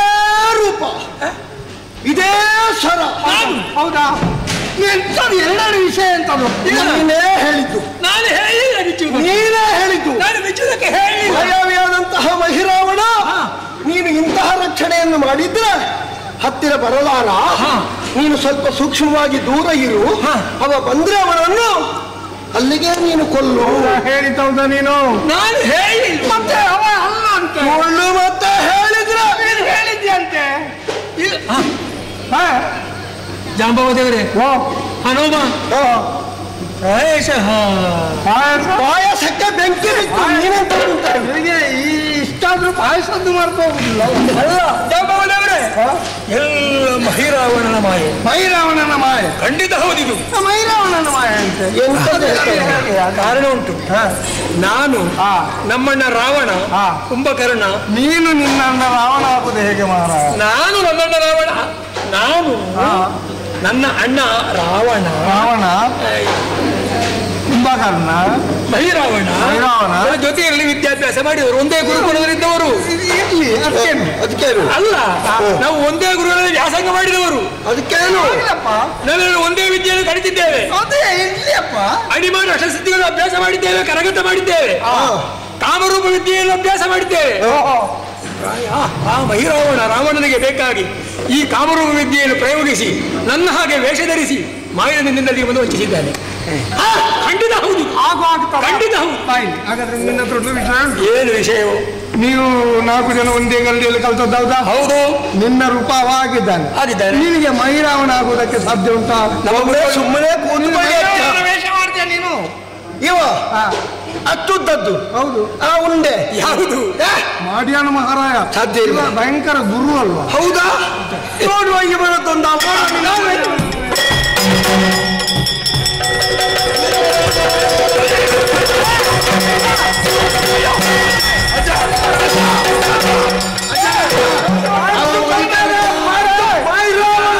ಅವ ಹೊಡಿತಾನಜ್ಜ. ನಿಲ್ಲು. ಎಂತದ್ದು? ಮೈರಾವಣ. ಯಾರು? ಮೈರಾವಣ. ನೀನು ಮೈರಾವಣನ? ನಾನು ಮೈರಾವಣ ಅಲ್ಲ, ವಿಭೀಷಣ. ಅಲ್ಲ ವಿಭೀಷಣ. ಹನುಮಂತು, ನಾನು ವಿಭೀಷಣ ಅಲ್ಲ, ಮಹಿರಾವಣ. ಅಲ್ಲ ವಿಭೀಷಣ. ಹೊಡಿತಾನೆ. ನಾನು ವಿಭೀಷಣ ಅಲ್ಲ, ಮಹಿರಾವಣ. ನೀವೊಂದೊಂದು ಮಾಡ್ತೀವಿ. ಅಲ್ಲನನ್ನು ಎಲ್ಲಿಗೆ ಹಾಕ್ತೀರಿ ಅಂತ ಹೇಳಲಿಕ್ಕೆ ಆಗುದು. ಎಲ್ಲಿಗೆ ಹಾಕಿದ್ರು ಅದು ಉಂಟಲ್ಲ. ಉಂಟೆ. ಮೈರಾವಣ ಅಲ್ಲ, ಅಲ್ಲ ವಿಭೀಷಣ. ಎಲ್ಲಿ?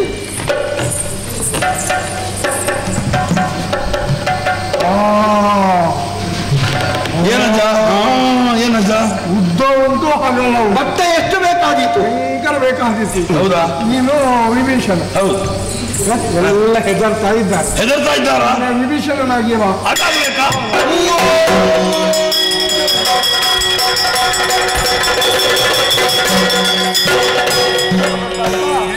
ಈಗ ಗೊತ್ತಾಯ್ತಾ?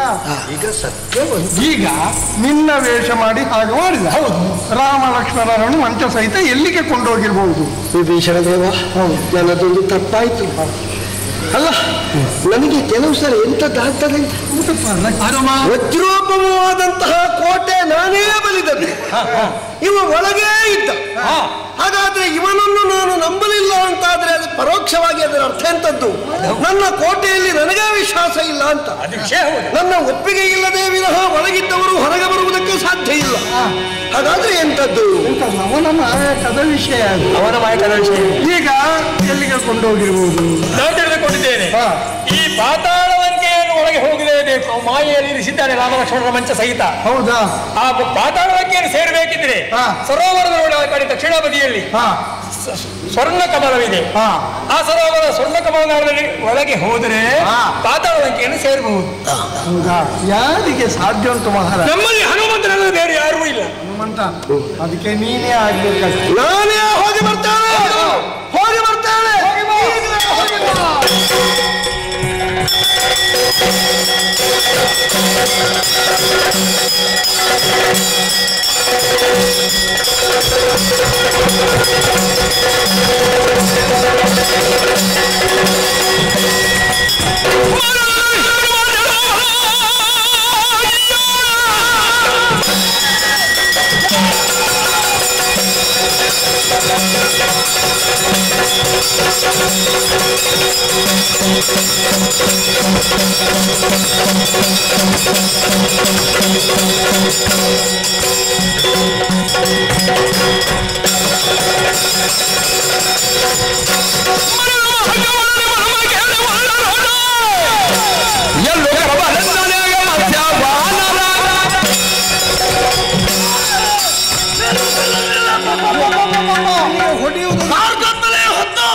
ಸಮುದ್ರದ ಆಳದಲ್ಲಿ ಒಮ್ಮಿಂದ ಮೇಲೆ ನೀನು ಪ್ರವೇಶ ನಾನು ಕಂಡಿದ್ದೇನೆ.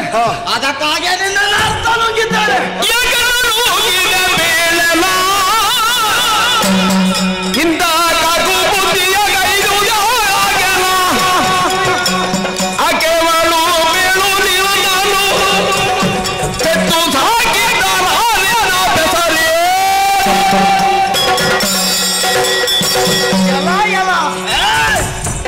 ಹೆಬ್ಬಾವಿನ ಹೊಟ್ಟೆಯವನೇ ಎಳೆಯುವಾಗ ದೊಡ್ಡದಾಗ್ತದೆ ನಿನ್ನ ಹೊಟ್ಟೆ.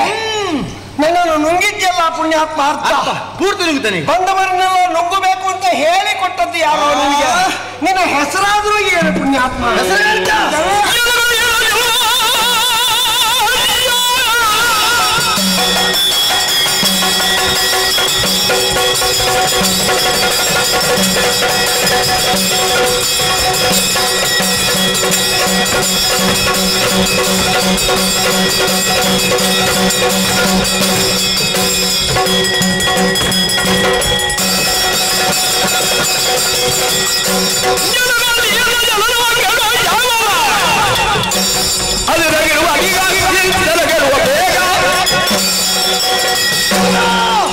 ಈ ಪ್ರದೇಶ ಸ್ವರ್ಣಲಂಕೆಗೂ ಪಾತಾಳಕ್ಕೆ ಇರುವಂತಹ ಸ್ವರ್ಣ ಕಮಲದ ನಾಳ ಇದು. ಇಲ್ಲಿಯ ಭದ್ರ ಕಾವಲು ಕಾಯುವ ನಾನು ಮತ್ಸ್ಯವಾನರ. ನಿನ್ನ ಹೆಸರ ನಾನು ತಡೆದಿದ್ದೇನೆ. ನಮ್ಮ ಒಳ್ಳೆಯ ರಾಜ್ಯ ಆಗಿದೆ. ಯಾರಾದ್ರೂ ಅಕ್ರಮ ಪ್ರವೇಶ ಮಾಡಿದ್ರೆ ಶಿಕ್ಷೆಗೆ ಗುರಿಪಡಿಸುವುದು. ನಿನ್ನನ್ನು ಪೂರ್ತಿ ನಿಂತು ನಿನ್ನ ಅಪ್ಪ ಯಾರು? ಅಪ್ಪ ಯಾರು? ಯಾರದ ಯಾರದ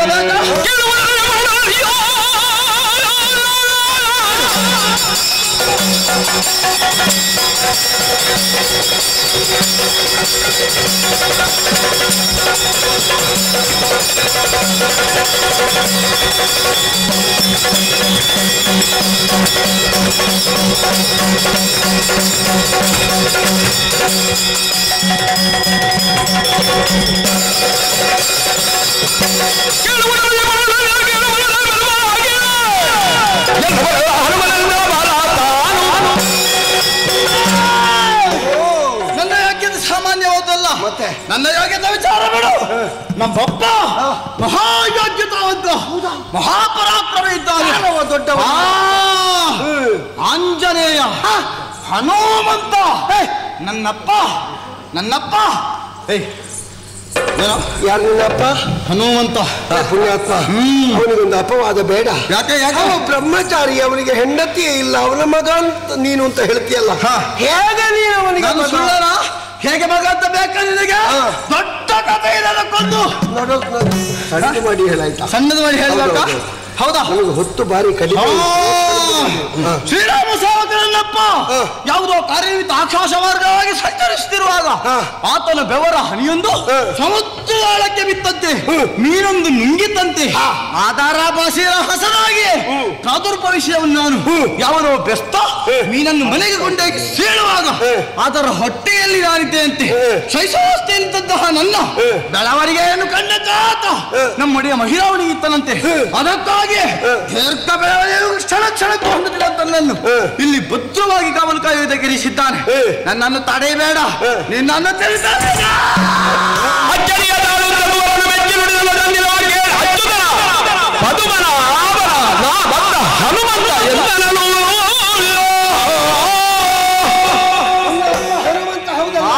ಹಾಗಾದ್ರೆ ನಾನೇ ಏನೋ ಸುಳ್ಳು ಹೇಳ್ತೀನಿ. ನನ್ನ ಮಗ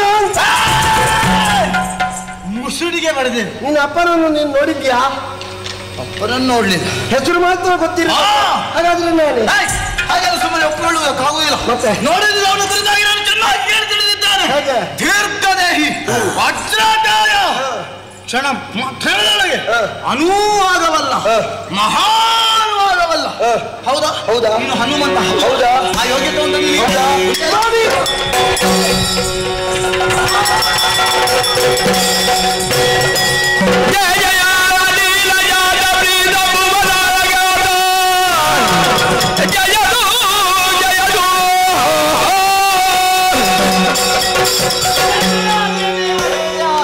ಅಪ್ಪ ಅಪ್ಪ ಅಪ್ಪ ಎಷ್ಟು ಸಂತೋಷ ಆಗುತ್ತಾ ಇದೆ ಇದನ್ನು. ಅಪ್ಪಪ್ಪ ಎಂತಹ ದೀರ್ಘವಾದ ಕಾಯ ಧನ್ಯತೆಯನ್ನು ಹೊಂದಿದ್ದೇನೆ.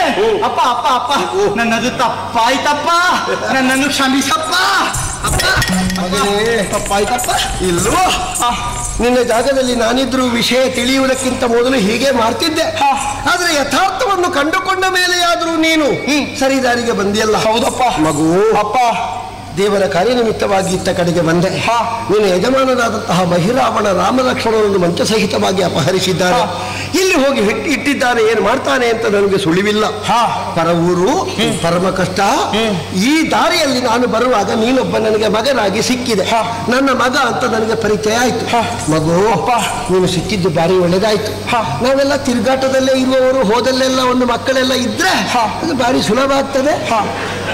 ಅಪ್ಪ ಅಪ್ಪ ನೀನೀಗ ಸಿಕ್ಕಿದ್ಯಲ್ಲ ಮಗು, ಒಳಗಿನ ಕಥೆಯು ನಿನಗೆ ಗೊತ್ತಿರಬೇಕಲ್ಲ. ನಾನು ಒಳಗೆ ಹೋಗುವುದು ಹೇಗೆ, ಯಾರನ್ನು ಹಿಡಿದ್ರೆ ಕಾರ್ಯ ಸಾಧನೆ ಆದೀತು, ರಾಮ ಲಕ್ಷ್ಮಣರ ಬಂಧ ವಿಮೋಚನೆಯನ್ನು ಮಾಡಬೇಕು ಅಂತ ಇದ್ರೆ ನಾನು ಹೋಗಬೇಕಾದ ನಡೆ ಹೇಗೆ? ಓಹೋ, ಮಹಿರಾವಣ ಕದ್ದು ತಂದದವರನ್ನೇ ಇರಬೇಕು. ಮಂಚ ಸಮೇತರಾಗಿ ಇರುವವರನ್ನು ಕದ್ದು ತಂದಿದ್ದಾನೆ. ಅವರು ನಿನ್ನ ಒಡೆಯ ರಾಮಲಕ್ಷ್ಮಣ ಇರಬೇಕು. ನಿನ್ನ ಒಡೆಯರಾದ್ರೆ ನಮಗ ಒಡೆಯರೇ ಸರಿ.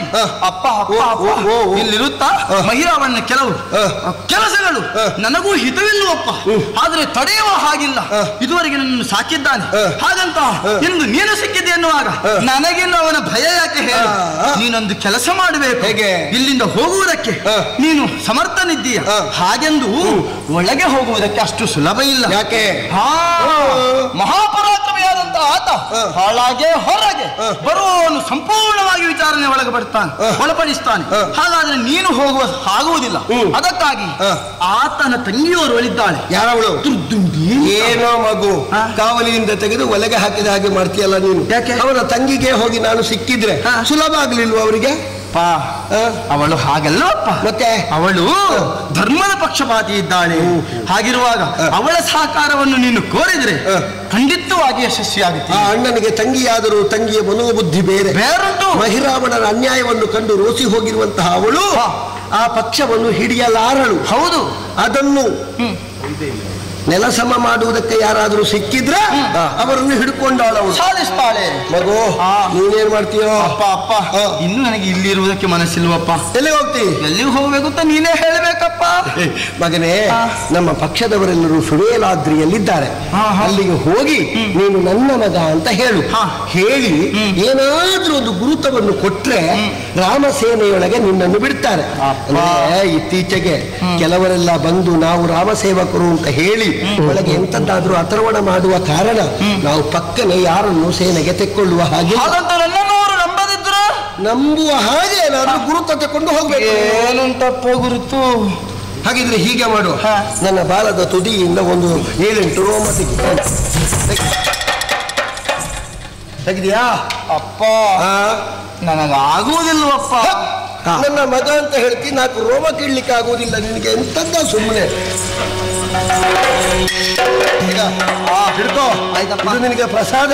ಹೋಗಿ ತೋರಿಸೋರಿಗೆ ಹೇಳಿದ್ರೆ ಪರಿಚಯ ಆಗ್ತದೆ. ಹೇಗೆ ಹೋಗ್ಬೇಕು ನಾನು? ಹೇಗೆ ಹೋಗುದು? ನೀನು ಹಾರುವವನು. ಬಂದ ಹಾಗಲ್ಲ, ಹಾರಿಯೇ ಹೋಗ್ಬೇಕು.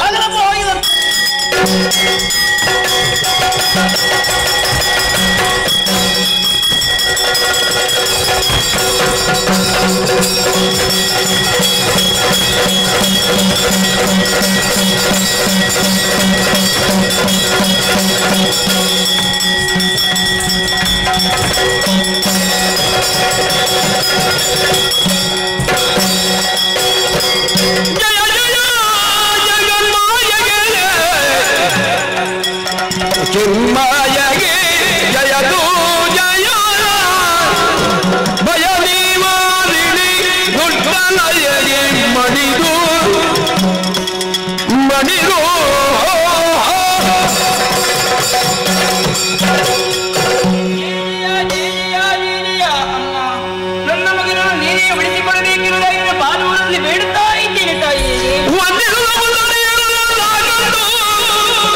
ಏನವ್ವ ತಾಯೇ ಏನವ್ವ ಏನವ್ವ ತಾಯೇ ಈ ಮಧ್ಯರಾತ್ರಿಯಲ್ಲಿಯೇ ಮನಿಗೆ ಒಬ್ಬನೇ ಬಂದು ಯಾಕೆಲ್ಲಿ ಮಗ ಕುಂದಿ ಮಾಡಿದುದೇ ಕವ್ವ ಬೇಳು ನುಡುವ ಭಾವಿಸಲಾಗೆ ಕಿತಗಳು ಏನವ್ವ ತಾಯೇ ಏನವ್ವ ಭೀತಳಾಗದಿರು. ಕಳ್ಳರಲ್ಲ ಸುಳ್ಳರಲ್ಲ ನಾನು ಕಪಟಿಯಲ್ಲ. ತಾಯೇ ನಡುರಾತ್ರಿಯ ಹೊತ್ತು ಒಬ್ಬಾಕೆ ಹೆಂಗಸು ನೀನು ಕಾಳಿಕಾ ಮಂದಿರದಲ್ಲಿ ಕಣ್ಣನ್ನೇ ಕಂಬನಿಯ ಕಡಲು ಮಾಡಿಕೊಂಡು ಸುರಿಸುತ್ತಿರುವೆಯಲ್ಲ ನಿನ್ನ ಮನೋವೇದನೆಯನ್ನು. ಯಾರಮ್ಮ ನೀನು? ಯಾಕೆ ದುಃಖ? ಯಾಕಾಗಿ ನೀನು ಒಬ್ಬಳೇ ಇರುವೆ? ಏನನ್ನ ಪ್ರಾರ್ಥನೆ? ದುಷ್ಟಗಳನ ತಂದಿ ನಾನು ಭಂಗಪಟ್ಟುದ ಬೇಳಲಿದ್ದೇನು ಶಿಷ್ಟರಿಲ್ಲ ಎನಗ ಈ ಪಟ್ಟಣದಲು ಬಲುಗಟ್ಟ ಈ ಬಿಡುವನಿದ್ದಾನ ದುಷ್ಟಗಳನ ತಂಗಿಯ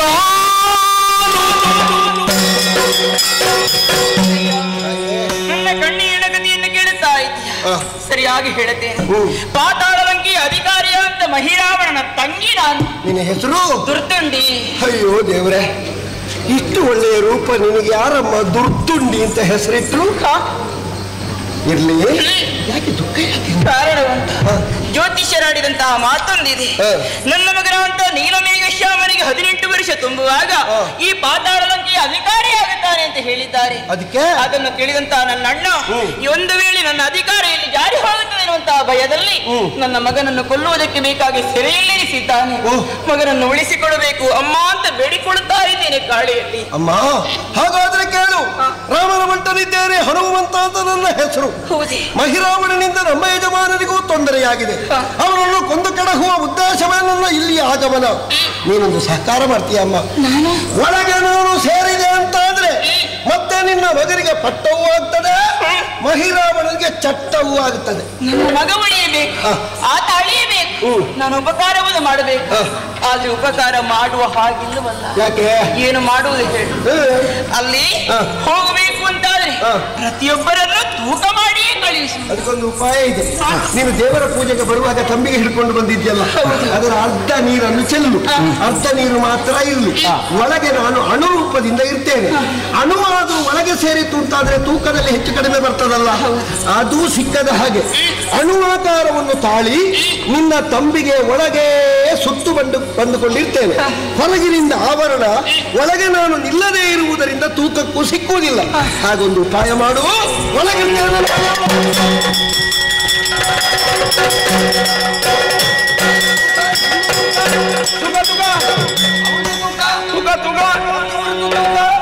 ಇವರು ಸಭೆಯಲ್ಲಿದ್ದವರದ್ದು ತೂಕ, ಎಲ್ಲರದ್ದು ತೂಕ, ಎಲ್ಲರದ್ದು ತೂಕ. ಕುಸ್ಕುಂಡಿ ಅಮ್ಮನವರು. ಅದೇನು ಕುಸ್ಕೊಂಡಿ? ದುರ್ಗಂಡಿ. ಹೌದು ಅಮ್ಮ, ನೀವು ಹೊರಗೆ ಹೋಗೋದು ಇಲ್ಲಿಡಿ. ಅಲ್ಲ, ನನ್ನನ್ನು ಯಾಕೆ ತೂಕ ಮಾಡಬೇಕು? ನಿಮ್ಮನ್ನು ತೂಕ ಮಾಡಿ ಎಷ್ಟಿದ್ರೆ ತಂಗಿ ಅಲ್ವಾ ನಾನು? ಯಾರ ತಂಗಿ ಆಗಲಿ ಅದು ನಮಗೆ ಸಮಸ್ಯೆ ಇಲ್ಲ. ನಿಮ್ಮದು ತೂಕ ಮಾಡ್ಲಿಬೇಕಾ? ನಿಮ್ಮದು ತೂಕ, ನನ್ನದಲ್ಲ. ನಿಮ್ಮದು ತೂಕ. ಮತ್ತೆ ನೋಡು, ಅದೆಂತದ್ದು ನಿಮ್ಮ ತೂಕ, ಆಮೇಲೆ ನೋಡು. ಆಗ ಆಗಲೇಬೇಕಾ? ಆಗಲೇಬೇಕು.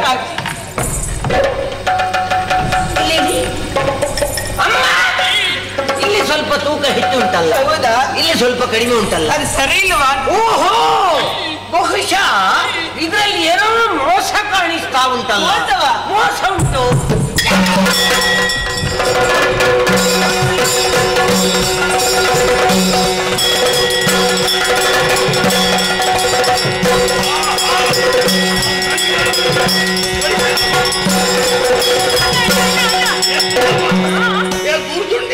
ದೂರ್ದುಂಡಿ ಅಲ್ಲ, ದುರ್ದುಂಡಿ ನಾನು. ದುರ್ದುಂಡಿ? ನೀನ್ ಯಾಕಮ್ಮ ಬಂದೆ ಇಲ್ಲಿಗೆ? ಅಲ್ಲ ಮಂಗ. ಏನಾದ್ರು ನಾನು ಮಂಗನ ಹಾಗೆ ಕಾಣ್ತೇನಾ? ನೀನು ಮಂಗ ಅಲ್ಲ. ಮತ್ತೆ ಅಲ್ಲಿ ಮಂಗಣ್ಣ. ಅಲ್ಲಿ ಅಂದ್ರೆ ಎಲ್ಲಿ? ಹಿತ್ತಲಲ್ಲಿ. ವನದಲ್ಲಿ? ಹೌದು. ನೀ ನೋಡಿದ್ಯಾ? ಎಲ್ಲಿಗೆ ಯಾಕೆ ಹೋದಲ್ಲಿಗೆ? ಹೋದ್ದು. ನಿನಗೆ ಗೊಜ್ಜಂದ್ರೆ ಬಹಳ ಇಷ್ಟ ತಾನೆ? ಬದನೆಕಾಯಿ ಗೊಜ್ಜು. ಹೌದು. ಮಾಡಿದ್ಯಾ? ಬದನೆಕಾಯಿ ಕೊಯ್ಯಬೇಕಲ್ಲ? ಹೌದು. ಅದಕ್ಕೆ ಬೇಕಾಗಿ ತೋಟಕ್ಕೆ ಹೋದ್ದು ನಾನು. ಸರಿ. ಕೊಯ್ಯುವುದಕ್ಕಾಗುತ್ತದ? ಯಾಕಾಗುದಿಲ್ವಾ? ಅಲ್ಲಿ ಮಂಗಣ್ಣ. ಏ ತಂಗಿ, ಆ ಮಂಗನನ್ನು ಓಡಿಸುವುದಕ್ಕೆ ನೀನಿಂದಾಗಲಿಲ್ವಾ? ನಾನು ಓಡಿಸುವುದಿಲ್ಲ, ನನಗೆ ಮೊದಲೇ ತೋರಿಸಿದ. ಹೌದೇನೆ ತಂಗಮ್ಮ ನಿನಗೆ ಮಂಗ ಭಜನೆ ಕೈ ತೋರಿಸಿದ್ದೆ ಹೌದು ನಿನ್ನನ್ನು ಅಡಗಿಸಿದ್ದೆ ಒಂದು ಕಲ್ಲು ಬಿಸಾಡಬೇಕಿತ್ತು ಕಲ್ಲ ಬಿಸಾಡಿದ ಕಲ್ಲನ್ನು ಹಿಡ್ಕೊಂಡು ನನ್ನ ಮುಖಕ್ಕೆ ಬಿಸಾಡಿದಕ್ಕೆ ನೋಡಿದ್ದಾನೆ ಹೌದಾ ಅಷ್ಟು ಜೋರಾಗಿದೆ ಹೌದಣ್ಣ ನಾನು ಓಡಿಸ್ತೇನೆ ನಿನ್ನಿಂದಾಗ್ಲಿಲ್ವಲ್ಲ ಹೋಗಮ್ಮ ಅಣ್ಣ ಏನೇ ಏನೇ ಪಟ್ಟ ತಂಗಮ್ಮ ದುರ್ದುಂಡಿ ನಿನ್ನ ಮಗ ನೀಲವೇಗ ಶ್ಯಾಮನಿಗೆ ಪಟ್ಟ ಕಟ್ಟುತ್ತೇನೆ ಕಾಲಿಗೆ ಏನಾದ್ರು ನಡೀತೇನೆ ಮಂಗ ಬಂದಿಗಂತೆ ಮೊದಲು ಮಾಡಿಸ್ತೇನೆ ನೋಡುವ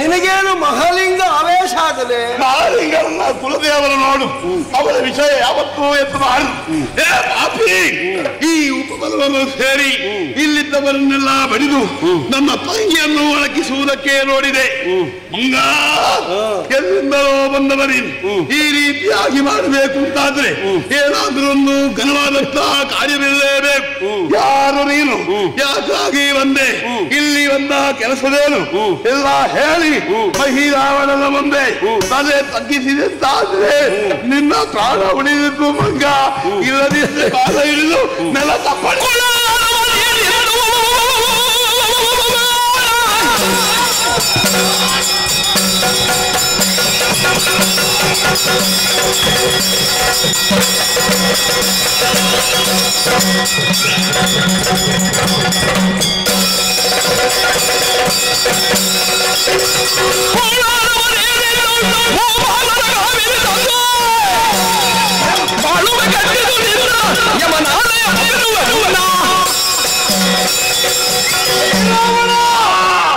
ದುರಾಚಾರದಲ್ಲಿಯೇ ದಿನ ಕಳೆಯುತ್ತಿರುವಂತಹ ನೀನು ರಾಮ ಲಕ್ಷ್ಮಣರನ್ನು ಅಪಹರಿಸಿ ಸಾವಿರ ಗಂಟನ್ನು ಉಡಿಯಲ್ಲಿ ಕಟ್ಟಿಕೊಂಡ ನೋಡು. ಬೆಳಗಾಗುವುದಕ್ಕಿಂತ ಮುಂಚೆ ಗೊತ್ತಿರ ತಮಾಷೆ ಹಾಕಿದ್ದೇನೆ.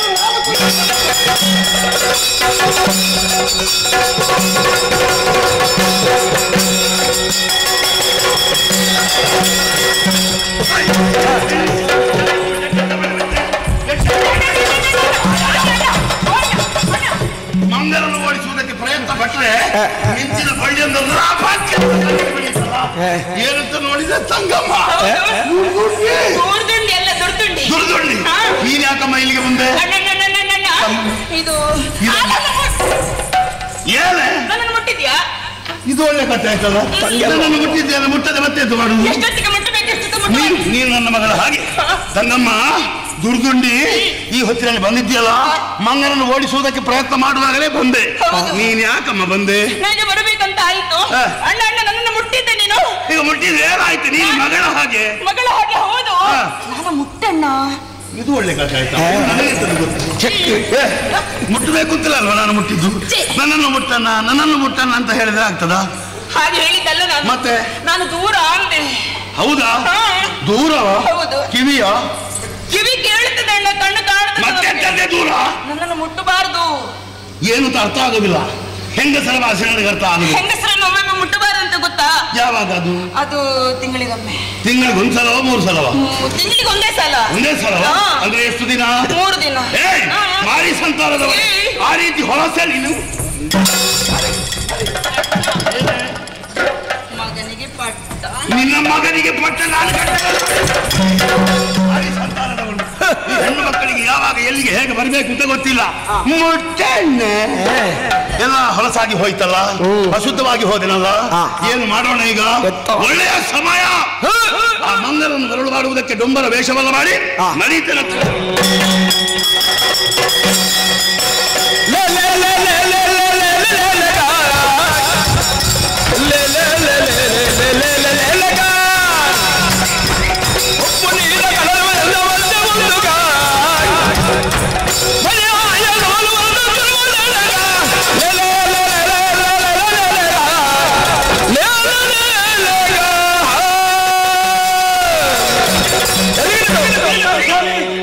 ನಿಮ್ಮಲ್ಲಿ ಮಾತಾಡಿ ಪ್ರಯೋಜನ ಇಲ್ಲ. ನಾವು ಯಾರು ಗೊತ್ತಾಯ್ತಾ? ನಾವು ಆಟದವರು. ಎಂತ ಆಟ? ಹೌದಪ್ಪ, ನಮ್ದು ಡೊಂಬರಾಟ. ಎಲ್ಲಿ? ನಮ್ಮ ಡೊಂಬರಾಟ ಏನಿದ್ರು ನಿಮ್ಮಿದ್ರಿಗೆಲ್ಲ ಹನುಮಪ್ಪದಿ ಅವರು ಬಂದಿದ್ದಾರಂತೆ. ಎಲ್ಲಿದ್ದಾರೆ? ಅವರು ಇದ್ರಿಗೆ ತೋರಿಸಬೇಕು.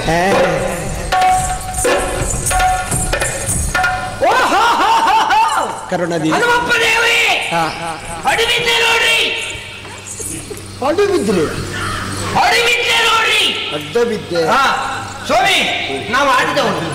ನಮ್ದೊಂದು ಆಟ ತೋರಿಸಬೇಕು ಅಂತ ಬಂದಿದ್ದೇವೆ. ನೋಡುವಾಗ ಶುದ್ಧ ಆಟದವರೇ. ಏನು ಮಾಡುವುದು? ಆಟದಲ್ಲಿ ಬಹಳ ವರ್ಷ ದುಡಿದೆ, ಎಂಥದ್ದು ಪ್ರಯೋಜನ ಆಗಲಿಲ್ಲಪ್ಪ. ಆಗುವುದು ಹೇಗೆ?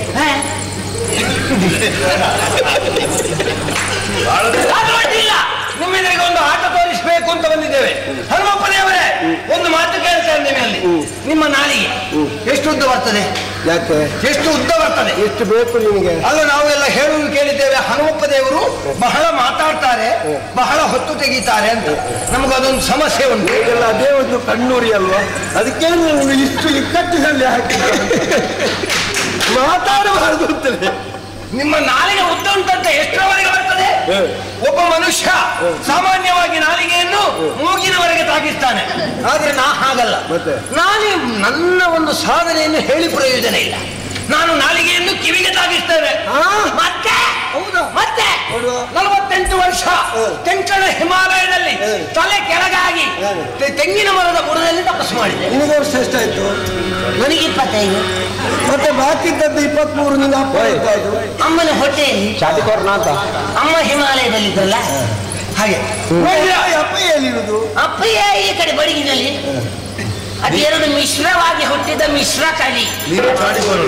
ತರ ಕಸಿ ಕಟ್ಟಿದ್ದು ಅಂತ ಗೊತ್ತಾಗ್ತದೆ. ಹೌದಲ್ಲ? ನೋಡ್ತೀರಾ ನೀವು? ನೋಡಿ.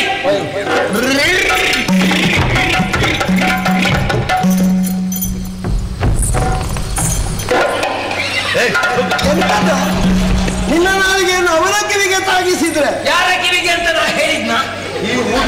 ನಾಲಿಗೆಯನ್ನು ಕಿವಿಗೆ ತಾಗಿಸ್ತೇನೆ ಅಂತ ಹೇಳಿದ್ದು. ಮೂಗು ಹುಟ್ಟಿಡಿದ್ದೇನೆ. ಅದೆಲ್ಲ ಬೇಡ. ನಿಮ್ಗೆ ಹಿಂದೆ ನಿಂತುಕೊಂಡು ಇನ್ನೇನಾದ್ರೂ ಉಂಟಾ? ಇನ್ನು ಹನುಮಂತ ದೇವರೇ, ಇವ ಎಷ್ಟು ಉದ್ದ ಇದ್ದಾನೆ? ಹೌದು. ಈ ಕ್ಷಣ ಮಾತ್ರದಲ್ಲಿ ಅವ ನಿಮ್ಮ ಕಾಣಿಗೆ ಕಾಣಿಸದ ಹಾಗೆ ಮಾಡ್ಬೇಕಾ? ಕಣ್ಣಿಗೆ ಕಾಣಿಸದ ಹಾಗೆ ಮತ್ತೆ ಹೇಗೆ? ನೋಡ್ತೀರಾ? ನೋಡ್ಬೇಕು ಅಂತ ಮನಸ್ಸುಂಟ? ನಮ್ಮ ಇಂದ್ರಜಾಲ. ಆದ್ರೆ ಒಂದು ಗಳಿಗೆಗಳ ಕಾಲ ನೀವು ಕಣ್ಣು ಮುಚ್ಚಬೇಕು. ಮುಚ್ಚಿದ್ರೆ ನಮ್ಮದು ಎಲ್ಲ ಪ್ರಾರಂಭ ಆಗ್ತದೆ. ನೋಡುವ ಕಣ್ಣು ಬಿಡಿ. ಕಣ್ಣು ಮುಚ್ಚಿದ್ದಾಗ ನಿಮಗೆ ಅವ ಕಾಣಿಸಿದ್ನ? ಇದೇ ಇಂದ್ರಜಾಲ.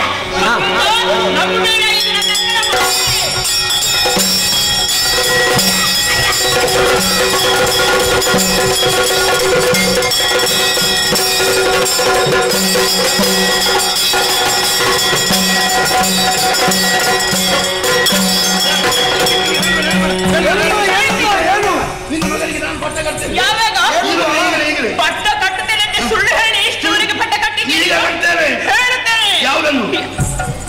ಇದನ್ನು ಈ ರೀತಿಯ ಗೊಂದುಗಳಿರಕ್ಕೆ ಸಾಧ್ಯವೇ ಇಲ್ಲ. ಇದರ ಮರಣ ಇವನ ಕೈಯಲ್ಲಿಲ್ಲ. ಗಾಳಿಯ ಗುಡಿಯಲ್ಲಿ ವಜ್ರ ತುಂಬಿ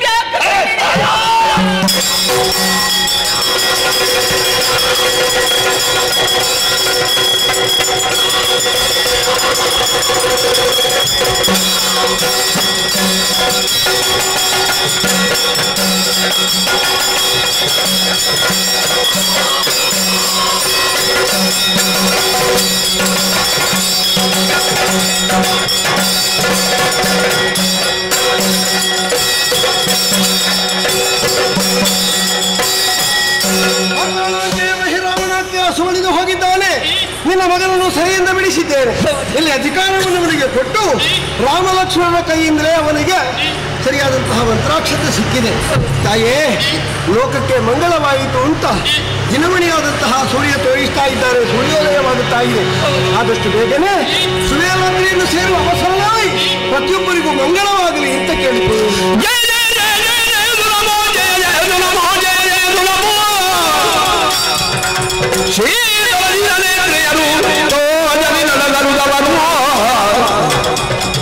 ಮಲ್ಲದುರ್ಗ ಪರಮೇಶ್ವರಿಗೆ